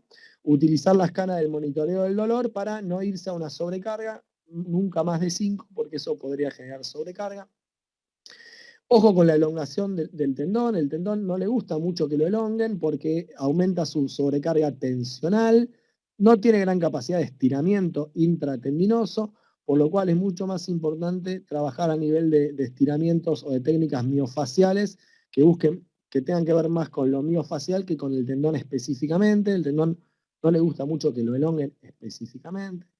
Tampoco le gusta mucho que lo masajeen directamente porque puede generar irritaciones a nivel del paratendón o de las vainas, en caso de que tengan vainas, por lo cual el tendón generalmente, a veces masajear un tendón directamente genera una analgesia muy precoz, una analgesia muy buena, pero a corto plazo genera generalmente irritación y dolor, o sea que es una técnica que a veces hay que tenerla ahí, se puede usar, pero bueno, con algunas restricciones. No preocuparse por la malignidad de las imágenes, si bien pueden ser terribles, el cambio es funcional y no imagenológico, el dolor va a disminuir mucho antes que los cambios estructurales y la mejora de la función va a ser mucho antes que los cambios estructurales. No preocuparse no significa no mirarlas, no saberlas, pero no preocuparse por eso. Tampoco preocuparse por las rupturas. Tendón que duele generalmente no se rompe. La mayoría de las rupturas son asintomáticas, o sea que el paciente va a llegar al consultorio después de que se rompió y no antes que se rompió. Generalmente cuando llega que le duele, probablemente vaya al camino de la sobrecarga tendinosa y no al camino de la ruptura. Y por último, recordar que necesitamos paciencia, el tendón necesita tiempo para readaptarse. 20 días, un desgarro muscular, nuestro paciente está en la cancha, bueno, el tendón de Aquiles, los tendones no son así, necesitan un poquito más de tiempo prolongado. Y dentro de este tiempo prolongado que tenemos la posibilidad de tener al paciente, no centrarse solamente en el dolor del tendón, ir en busca de patologías asociadas, de déficits funcionales, de alteración de las cadenas cinemáticas, tratar de mirar un poquito más al tendón en forma global y no solamente con una estructura previa. Yo la verdad es que no soy de utilizar mucho tratamientos pasivos para el tendón. No me gusta que un paciente esté 40 minutos o media hora con magneto, TENS, quizás en el tendón y no darle ningún ejercicio. Quizás si yo tengo media hora para atender a un paciente, 40 minutos, esto es algo que prefiero siempre que haga ejercicios, siempre explicarle los ejercicios. Quizás con esa media hora que está en mi consultorio o en el centro, no va a poder hacer muchos ejercicios, pero sí educarlo, que haga estos ejercicios, cómo los tiene que hacer, mostrárselos, preocuparme por las restricciones miofaciales y estructurales, buscar ese cambio y darle un plan de ejercicio que lo pueda hacer en la casa, donde él pueda hacer los ejercicios diariamente o por lo menos 3 o 4 veces por semana. Si necesita hacer algo más de ejercicio de carga, quizás sí, traerlo al consultorio varias veces por semana para utilizar las máquinas de sobrecarga, pero necesitamos que el paciente sepa que no va a andar mejor mañana, que quizás está mucho mejor mañana de dolor, ha respondido muy bien a los tratamientos que le han sacado el dolor del tendón, pero si no logramos cambios funcionales y estructurales, la recurrencia es altísima y la cronificidad y la cronificación de la lesión es muy importante, y muchas veces esta cronificación es la que te deja sin capacidad de realizar actividad física. Bueno, creo que esta fue, sí, la última diapositiva. Bueno, vamos a hacer un break antes de las consultas, así tomo un poquito de agua, que hable como 1 hora y pico y mi garganta no da más. Así que bueno, vayan pensando en algunas preguntas y nos vemos, bueno, después de las preguntas nos vemos ahí la próxima charla, que va a ser en septiembre. Así que bueno, los dejo unos minutitos, ya estoy de vuelta con ustedes. Buenas tardes a todos, ¿me están escuchando bien? Voy a comentarles que ahora todas las personas que están tanto en YouTube lo van a poder solicitar vía mail. Igualmente se los vamos a enviar seguramente mañana. Lo que están viendo ahora es un voucher de compra. Este voucher tiene una disponibilidad, va a estar disponible desde hoy, 16 de agosto, hasta el 27 de agosto. Se lo vamos a enviar vía mail. Igualmente la gente que está conectada en la sala lo va a poder descargar, va a ver que abajo abajo de la imagen hay un circulito con una flechita, circulito verde. Si hacen clic ahí, automáticamente va a arrancar la descarga de la imagen, que sería el voucher. De todas maneras, no se preocupen, las personas también que están conectadas en YouTube y las personas que están dentro de la sala lo van a recibir seguramente el día de mañana vía mail. Y como dije, va a tener una disponibilidad desde el 16 de agosto hasta el 27. Si ven, hay 2 promociones. Una que incluye una bobina de regalo, comprando el Magnetarp de 330. Y si no, con Magnetarp 440 van a recibir 20% de descuento en efectivo y 10% de descuento con todos los medios de pago. Lilia me dice si habrá evaluación. No habrá evaluación. Lo que va a haber después de la clase, después de la conferencia, perdón, es una encuesta. A todas las preguntas que vi que varios están preguntando lo mismo, el material se va a enviar en PDF vía mail para que lo puedan descargar. La grabación de la conferencia va a ser cargada a nuestro canal de YouTube y le vamos a enviar el certificado y el voucher vía mail. Voy a dejar de transmitir audio. Y ya cuando volvemos con la conferencia vamos a comenzar con la etapa de preguntas. Voy a dejar el voucher para que lo puedan descargar. Muchas gracias. Muy bien. ¿Alguna pregunta? A su disposición, lo que necesiten. Esas son las preguntas que nos están haciendo en YouTube.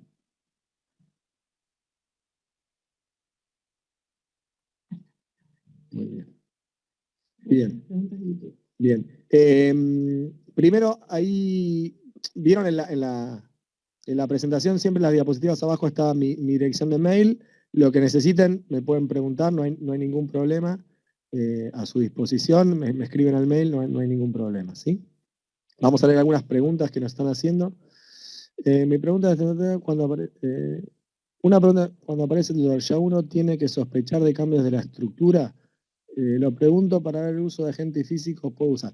Bien, acá nos preguntan si, Claudia Faría nos pregunta si la aparición del dolor tiene que ver necesariamente con cambios estructurales. No necesariamente.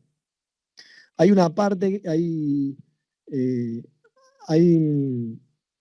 una autora que se llama Hill Cook que habla de un proceso patológico del tendón, lo que llama un proceso continuo, y divide las patologías del tendón en tres momentos, ¿sí? Lo que llama patología, tendinopatía reactiva, tendinopatía con trastorno de la reparación y tendinopatía degenerativa.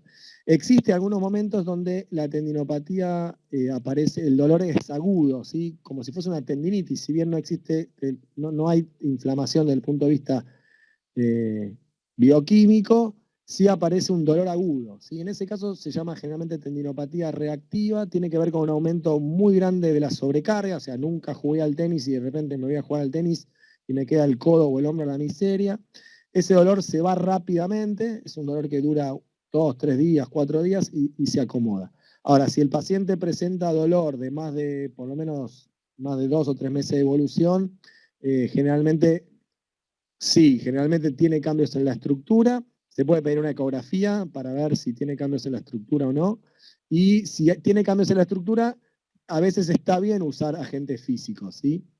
De inicio y meterse en el plan de rehabilitación funcional, digamos, simultáneamente con la aplicación de agentes físicos. Ahí está bien. Si el paciente llega a mi consultorio y le duele hace 6 meses y fue a otro kinesiólogo, hizo ejercicios y todo, yo de inicio voy con agentes físicos invasivos y después empiezo con el programa de rehabilitación de la carga, ¿sí?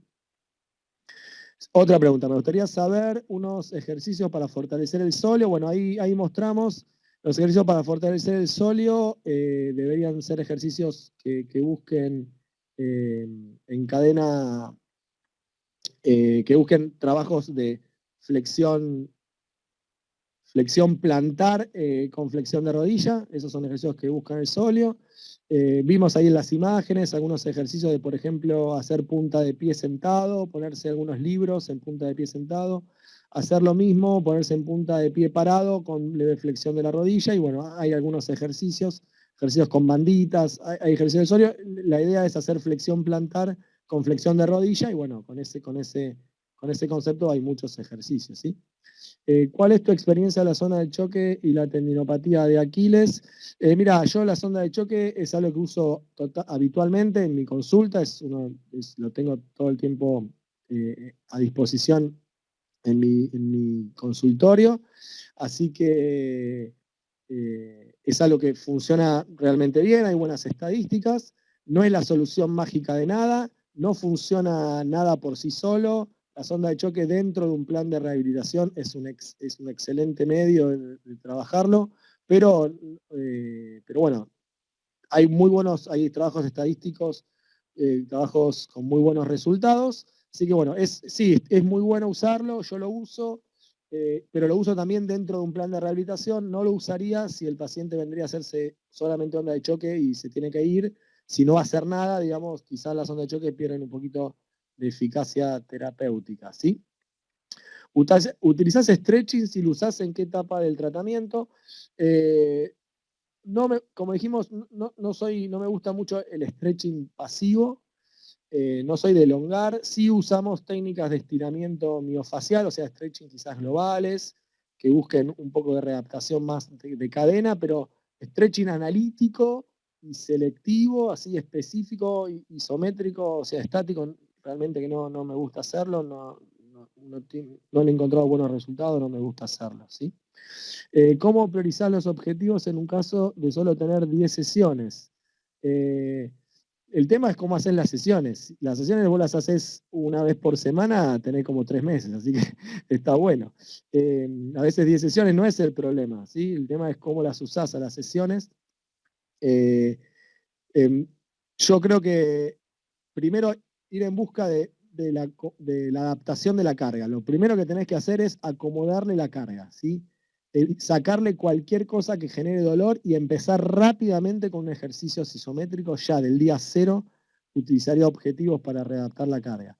No me preocuparía que tenga 10 sesiones, porque ya te digo, 10 sesiones, si la usás una vez por semana, tenés 2 meses y medio. Y si la usás 2 veces por semana, tenés 1 mes y medio. O sea, no, te va a dar tiempo. El tema es no usarlas todas juntas y no hacer ejercicios, no hacer toda pasiva, sí hacerla bien desde el punto de vista activo. A ver, otra pregunta. Esperen un segundito que se me están yendo. Tengo unas cuantas. Estoy muy acá arriba. ¿Qué tipo de patología es recomendable usar si no tenés acceso a la sonda de choque? Bueno, ahí es difícil. El ultrasonido terapéutico no ha demostrado buenos resultados a nivel de las tendinopatías. Así que bueno, no sé. Así que no sé, a mí me gusta mucho la tecaterapia. Genera la tecaterapia no en el tendón, sino en lo que es tejido extratendinoso. Pero bueno, la verdad es que no utilizaría muchos agentes físicos para querer mejorar al tendón, porque no hay cosas que hayan demostrado que generen esas recomendaciones a nivel del tendón específicamente, ¿sí? Espérenme un segundo que sigo con las preguntas. Luego una cirugía de tenorrafia del tendón de Aquiles. Tu tratamiento sería bajo las mismas directrices o modificar alguna etapa. No, sería exactamente igual. Las rupturas empezaría como si fuese un programa de rehabilitación. Sí, teniendo en cuenta que limitaría mucho el tema de la sobrecarga en cadena abierta, ya que tenés un índice de reruptura y bueno, y no más que eso, pero sí, más o menos sería bastante parecido. A ver, que sigo acá arriba yo todavía con las preguntas. ¿Desde qué etapa de la rehabilitación comenzás? ¿Desde qué etapa? ¿De qué etapa de la rehabilitación comienzan los ejercicios isométricos? Desde el día 0. El primer día el paciente se va con ejercicios isométricos. Me gustaría saber sobre la rehabilitación pliométrica en estos casos, de ser posible. Los ejercicios pliométricos son la última instancia, tienen que ver con la puesta a punto, con la adaptación de la carga a los ejercicios y la adaptación de la carga al deporte, ¿sí? Son ejercicios que tienen que ver directamente con la relación del deporte. Si viene un paciente con una tendinopatía de Aquiles que no corre, que hace una actividad física baja, que va al gimnasio y todo, no haría pliométricos. Lo haría pliométricos cuando yo tenga la necesidad de que la absorción de la energía y la liberación de la energía se haga con altas cargas. O sea que ese sería el problema, ¿sí?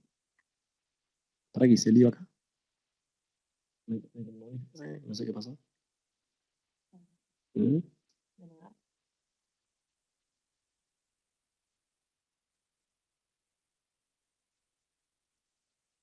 ¿Ah?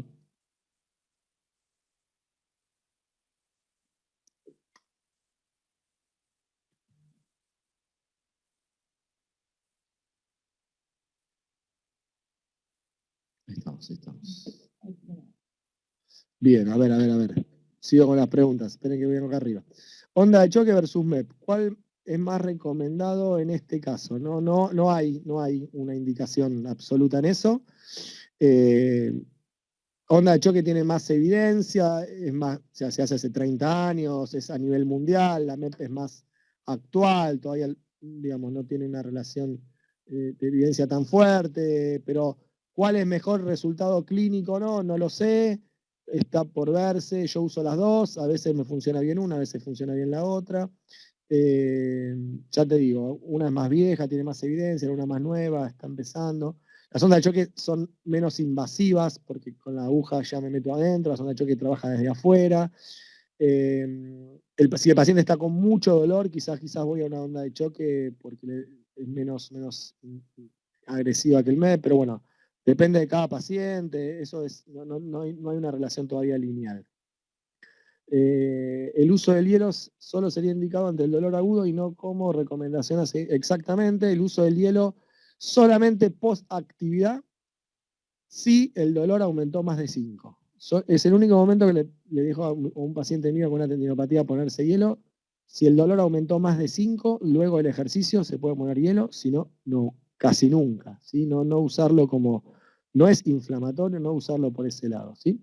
¿Alguna experiencia con la técnica de FAC?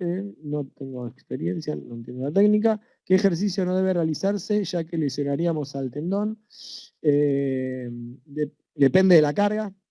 Los ejercicios que generarían lesión son los ejercicios de alta carga. Cualquiera que sea, ejercicios de alta carga y alta velocidad serían problemas, ¿sí? Quizás correr no es un problema para un tendón. Hay que ver si para el paciente correr es alta carga, ¿sí? Por favor, muy bien. ¿Desde qué tiempo de la rehabilitación debería verse cambios estructurales en el tendón de Aquiles? Casi, yo te diría que no busques cambios estructurales, Cristian. Si los hay muy a largo plazo. Los trabajos hablan de mínimo 3, 4 meses para empezar a ver cambios estructurales y no creo que sea el objetivo kinésico la búsqueda de cambios estructurales. Preocupate porque a tu paciente no le duela y vuelva a correr y no por ver cambios estructurales. Las imágenes son muy malas en ese sentido, dan mucho cambio estructural durante muchísimo tiempo, así que no preocuparse tanto por eso. En el caso de un paciente que realiza deporte una vez por semana, ¿cuál sería la línea de tratamiento como deportista sedentario o uno mixto? En el caso de un paciente que realiza deporte una vez por semana, bueno, el paciente que realiza un deporte una vez por semana, en este caso con tendinopatía, debe hacer algo en la semana sí o sí. Hay que enseñarles a educarlos en un protocolo de rehabilitación, un protocolo de ejercicio de por lo menos 2 o 3 veces por semana, que incluye isométricos, concéntricos. O sea, El paciente que juega al fútbol una vez por semana tiene que hacer algo en la semana, si no la sobrecarga es infernal cada vez que juega, ¿sí? Así que bueno, enseñarle a ese paciente, enseñarle ejercicios. ¿El uso de plantillas es recomendable como prevención? No lo sé, la verdad es que no lo sé, no necesariamente es un método preventivo. El tema de evitar los masajes sobre el tendón y el tener cuidado con la elongación, ¿era en particular la fasciopatía? No, para todos los tendones en general, evitar los masajes que generen dolor e irritación y tener ojo con la elongación aislada de los tendones, ojo con el aumento excesivo de la tensión, generalmente trabajar más con lo miofacial. ¿Los baños de contraste térmico son recomendados para tratamientos agudos y crónicos? Si hablamos de tendones, no me quiero meter en eso, son generalmente, ahí no hablo mucho de contrastes térmicos en los tendones. ¿Qué ejercicios son contraindicatorios a realizar después de una cirugía? Los ejercicios de alta carga, esos son contraindicados. Todo carga progresiva y depende de la carga del paciente, ¿sí? ¿Qué hay de masaje de Ciriax? Le pregunto porque en la última diapo dice no masajear directamente al tendón. Hoy la controversia sobre el masaje de Ciriax es importante. Hay estudios que demuestran que no tiene, que generalmente que genera irritación y no genera mejora a largo plazo. Hay trabajos de Ciriax con buenos resultados. Tanto Gil Cook como Peter Malarias, como Del Río, como todos los autores que hoy manejan el término de tendinopatías, que es el grupo, son australianos, neozelandeses, hablan de no usar Ciriax como una herramienta específica para generar un estímulo. Dicen que el estímulo pasa por los ejercicios y no por las técnicas de irritación del tendón. ¿Qué ejercicios serían ideales en cadenas cinemáticas cerradas para este tipo de patologías, ya que el apoyo monopodálico de la marcha ocurre de este modo? ¿Qué ejercicios serían ideales en cadenas cinemáticas cerradas? Bien, ejercicios de sobrecarga, de carga en cadenas cinemáticas cerradas, bilaterales, monopodales, hacer todo eso. Por ejemplo, en la tendinopatía de Aquiles, en algún momento, si el paciente corre, hay que hacerlo saltar a una pierna. ¿Sí? Hay que hacerlo saltar a una pierna, caer en un plano inclinado, que luego vaya un salto hacia arriba, que vaya un salto hacia abajo. Yo casi que trabajo todo en cadenas cinemáticas cerradas. Algunos ejercicios de cadena cinemática abierta en el inicio y luego al paso de cadena cinemática cerrada, la readaptación funcional. ¿Sí?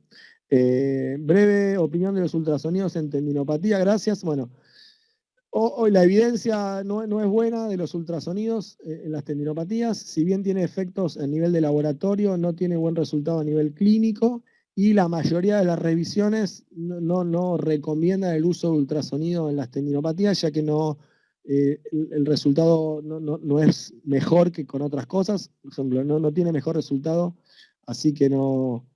Hoy por hoy el uso de ultrasonido en las tendinopatías está restringido, ¿no? No tiene la mayoría de las revisiones no lo muestra como algo a realizar. Con respecto a la fascitis plantar, ¿es recomendable utilizar taloneras de silicona? Si disminuye el dolor, es recomendable. Está bueno porque generalmente disminuye la carga atrás y la carga va un poco hacia adelante, pero si el paciente tiene algunas restricciones de la cadena posterior o mucho pie cabo, que haga que la carga de peso esté siempre atrás, aunque use silicona, taloneras va a estar siempre atrás, pero siempre es recomendable a los pacientes con fascitis plantar que no caminen descalzo, que no usen ojotas, que usen siempre algo que tenga una pequeña elevación a nivel del talón y bueno, las taloneras están bien en ese sentido.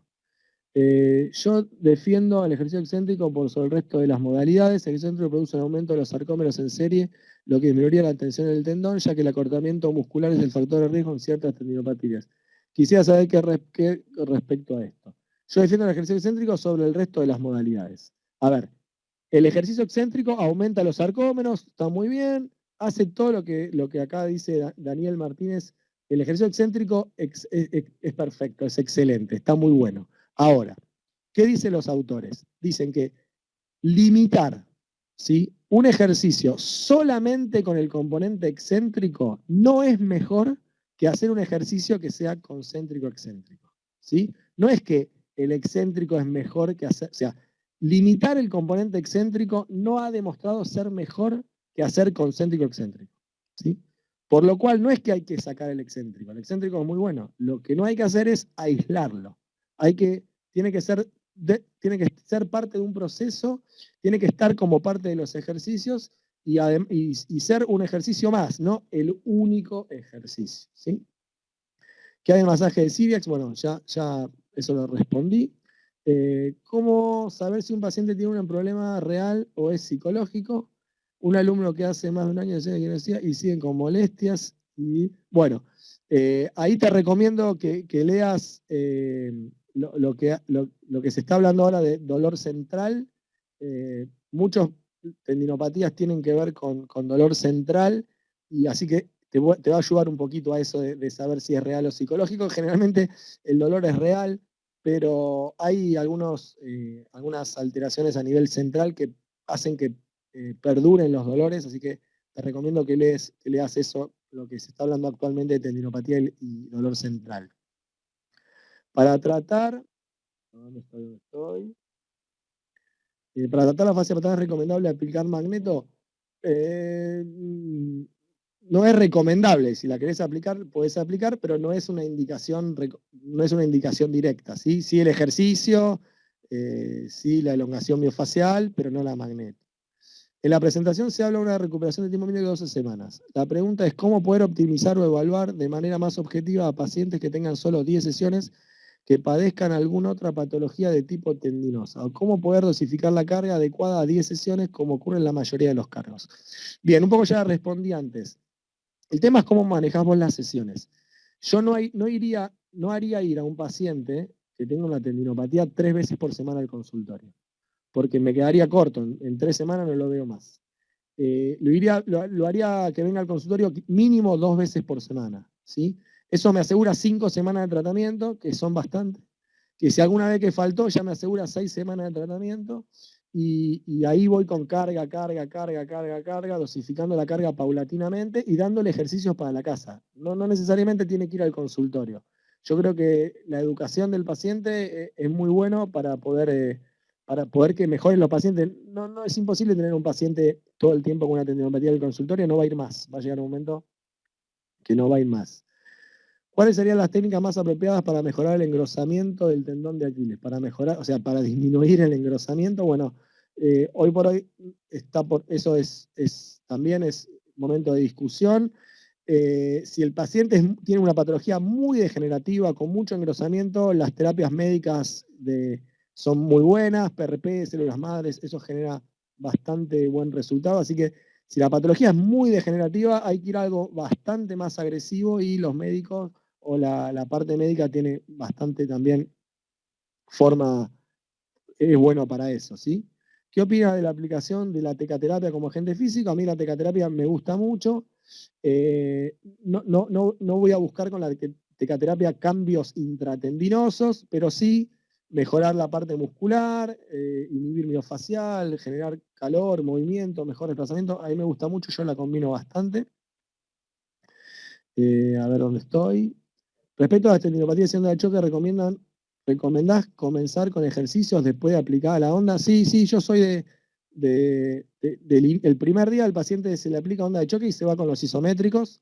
A la segunda semana viene la segunda sesión de onda de choque y empieza con los concéntricos, y así voy sumando. Pero sí, desde la primera sesión, ejercicios. Si no, por lo menos isométricos, seguro. Seguro de la primera sesión con ondas de choque. En relación a fisiopatología plantar, ¿qué te referís cuando mencionás que no hay que preocuparse por las rupturas? Me refiero en general a las tendinopatías durante el proceso de rehabilitación, no preocuparse por las rupturas, porque si un paciente llegó al consultorio, rara vez se rompa. El paciente a no ser que use un corticoide o algo así, generalmente el paciente que se rompió no llega al consultorio antes, se rompió y viene, ¿sí? ¿Dónde puedo leer sobre la técnica miofacial? Bueno, hay algo que se llama liberación miofacial, autoliberación miofacial. Son técnicas, puedes buscar algo lo que se llama foam roll o stick. Son técnicas de liberación miofacial que se están usando mucho, así que podés buscar eso. ¿Dónde estoy? Javier, no me quedó claro cuando hablas de diagnóstico diferencial de las fasciopatías plantares, cuando duele la planta de pie y cuando solamente lesión de fascia. A ver, Que duela una planta del pie no significa que haya una fasciopatía plantar. Generalmente la fasciopatía plantar es un dolor específico y localizado en la inserción proximal de la fascia plantar en el calcáneo. Si bien puede haber engrosamientos de la fascia a nivel del cuerpo de la fascia, la mayoritariamente la patología es insercional, ¿sí? Por eso hablo del diagnóstico diferencial. Y acuérdense que dijimos que las tendinopatías generalmente son marcadas con 1 o 2 dedos. Si el paciente marca toda la planta del pie, bueno, entrar un poco en duda, saber si es una fasciopatía plantar pura. ¿Utilizás el dolor como método de dosificar el tratamiento? ¿No podría causar una cronicidad del dolor en determinado movimiento? A ver. Utilizar el dolor como método para dosificar el tratamiento. ¿No podría causar una cronicidad del dolor? No. Utilizar el dolor en realidad para dosificar la carga, ¿sí?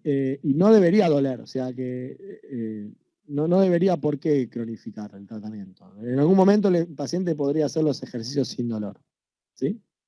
Eso debería pasar. A ver, ¿dónde estoy?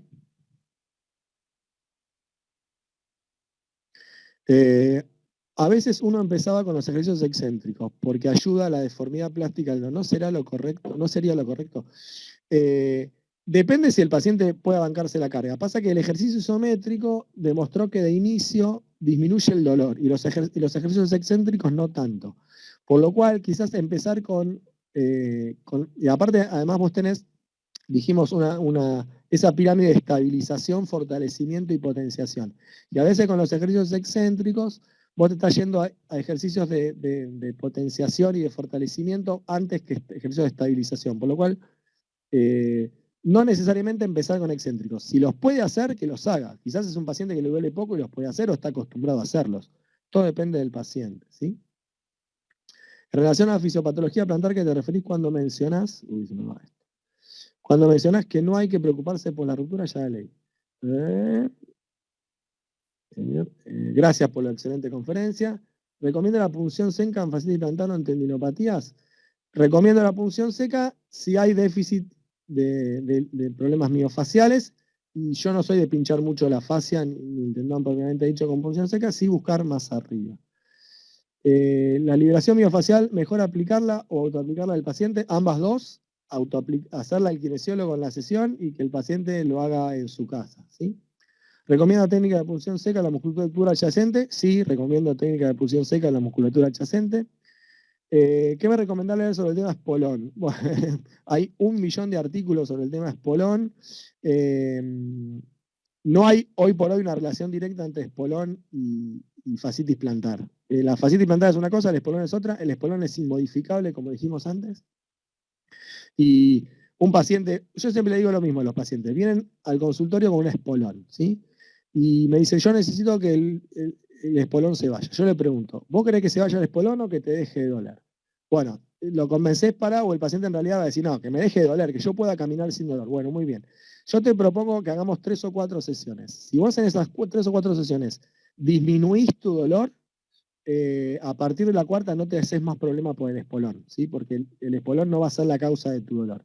Y como generalmente haciendo las cosas más o menos bien, los pacientes disminuyen su dolor a poco tiempo, generalmente en 3 o 4 sesiones, el paciente se empieza a olvidar del tema espolón y se deja de preocupar por el trastorno estructural, ¿sí? Lo mismo con la entesopatía, así que no preocuparse por eso. ¿Cómo procedes si el paciente tiene baja tolerancia al dolor y refiere mayor dolor 5 cuando la escala... perfecto. ¿Qué dice? ¿Cómo procedes si el paciente tiene baja tolerancia al dolor y refiere dolor mayor 5 cuando la escala... Bien, dijimos que si el dolor es mayor a 5 durante la ejecución o posterior a la ejecución, trabajarlo como si fuese una lesión aguda, ¿sí? Ahí sí, crioterapia, reposo, magneto, bajarlo 48 horas, lo que haga falta, ¿sí? No puede volver a hacer actividad física con ese dolor mayor de 5. El dolor tiene que bajar de 5 para que vuelva a realizar los ejercicios. Una vez que el dolor se acomodó, volver a empezar con la carga, obviamente bajarle la carga porque por algo tuvo dolor 5, bajar la carga y empezar nuevamente con los ejercicios de carga. ¿Qué tal de efectivo es el uso del tape en la fascitis plantar? Lo que dicen los estudios, hay estudios que dicen que sirve, hay estudios que dicen que no sirve. todo depende de la efectividad, todo depende. No puedo decirte cuál efectivo es. Algunos mucho y de otros muy poco, ¿sí?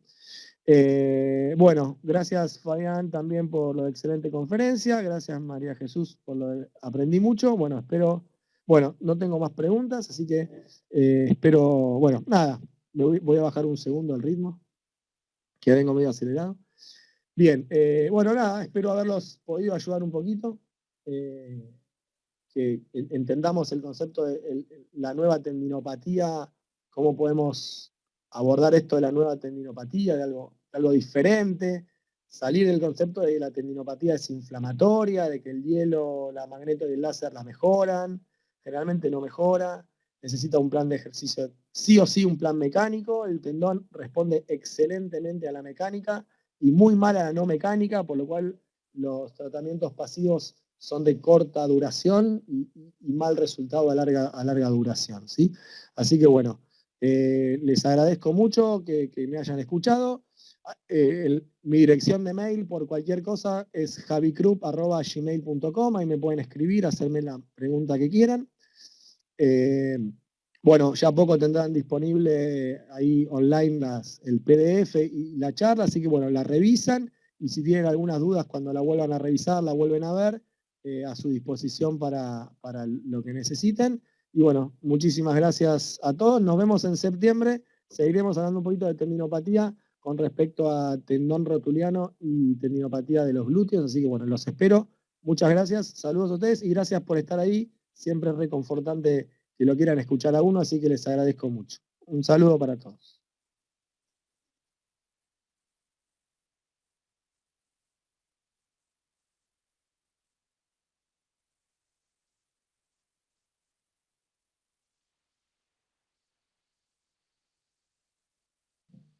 Gracias a todos por haber participado del evento. Nos despedimos hasta el próximo curso. Para más información e inscripción, visiten nuestra web www.meditea.com. Recuerden que seguramente el día de mañana estaremos enviando el voucher que tiene una disponibilidad hasta el día 23 de agosto. Los despedimos hasta la próxima conferencia. Muchas gracias y que tengan todos un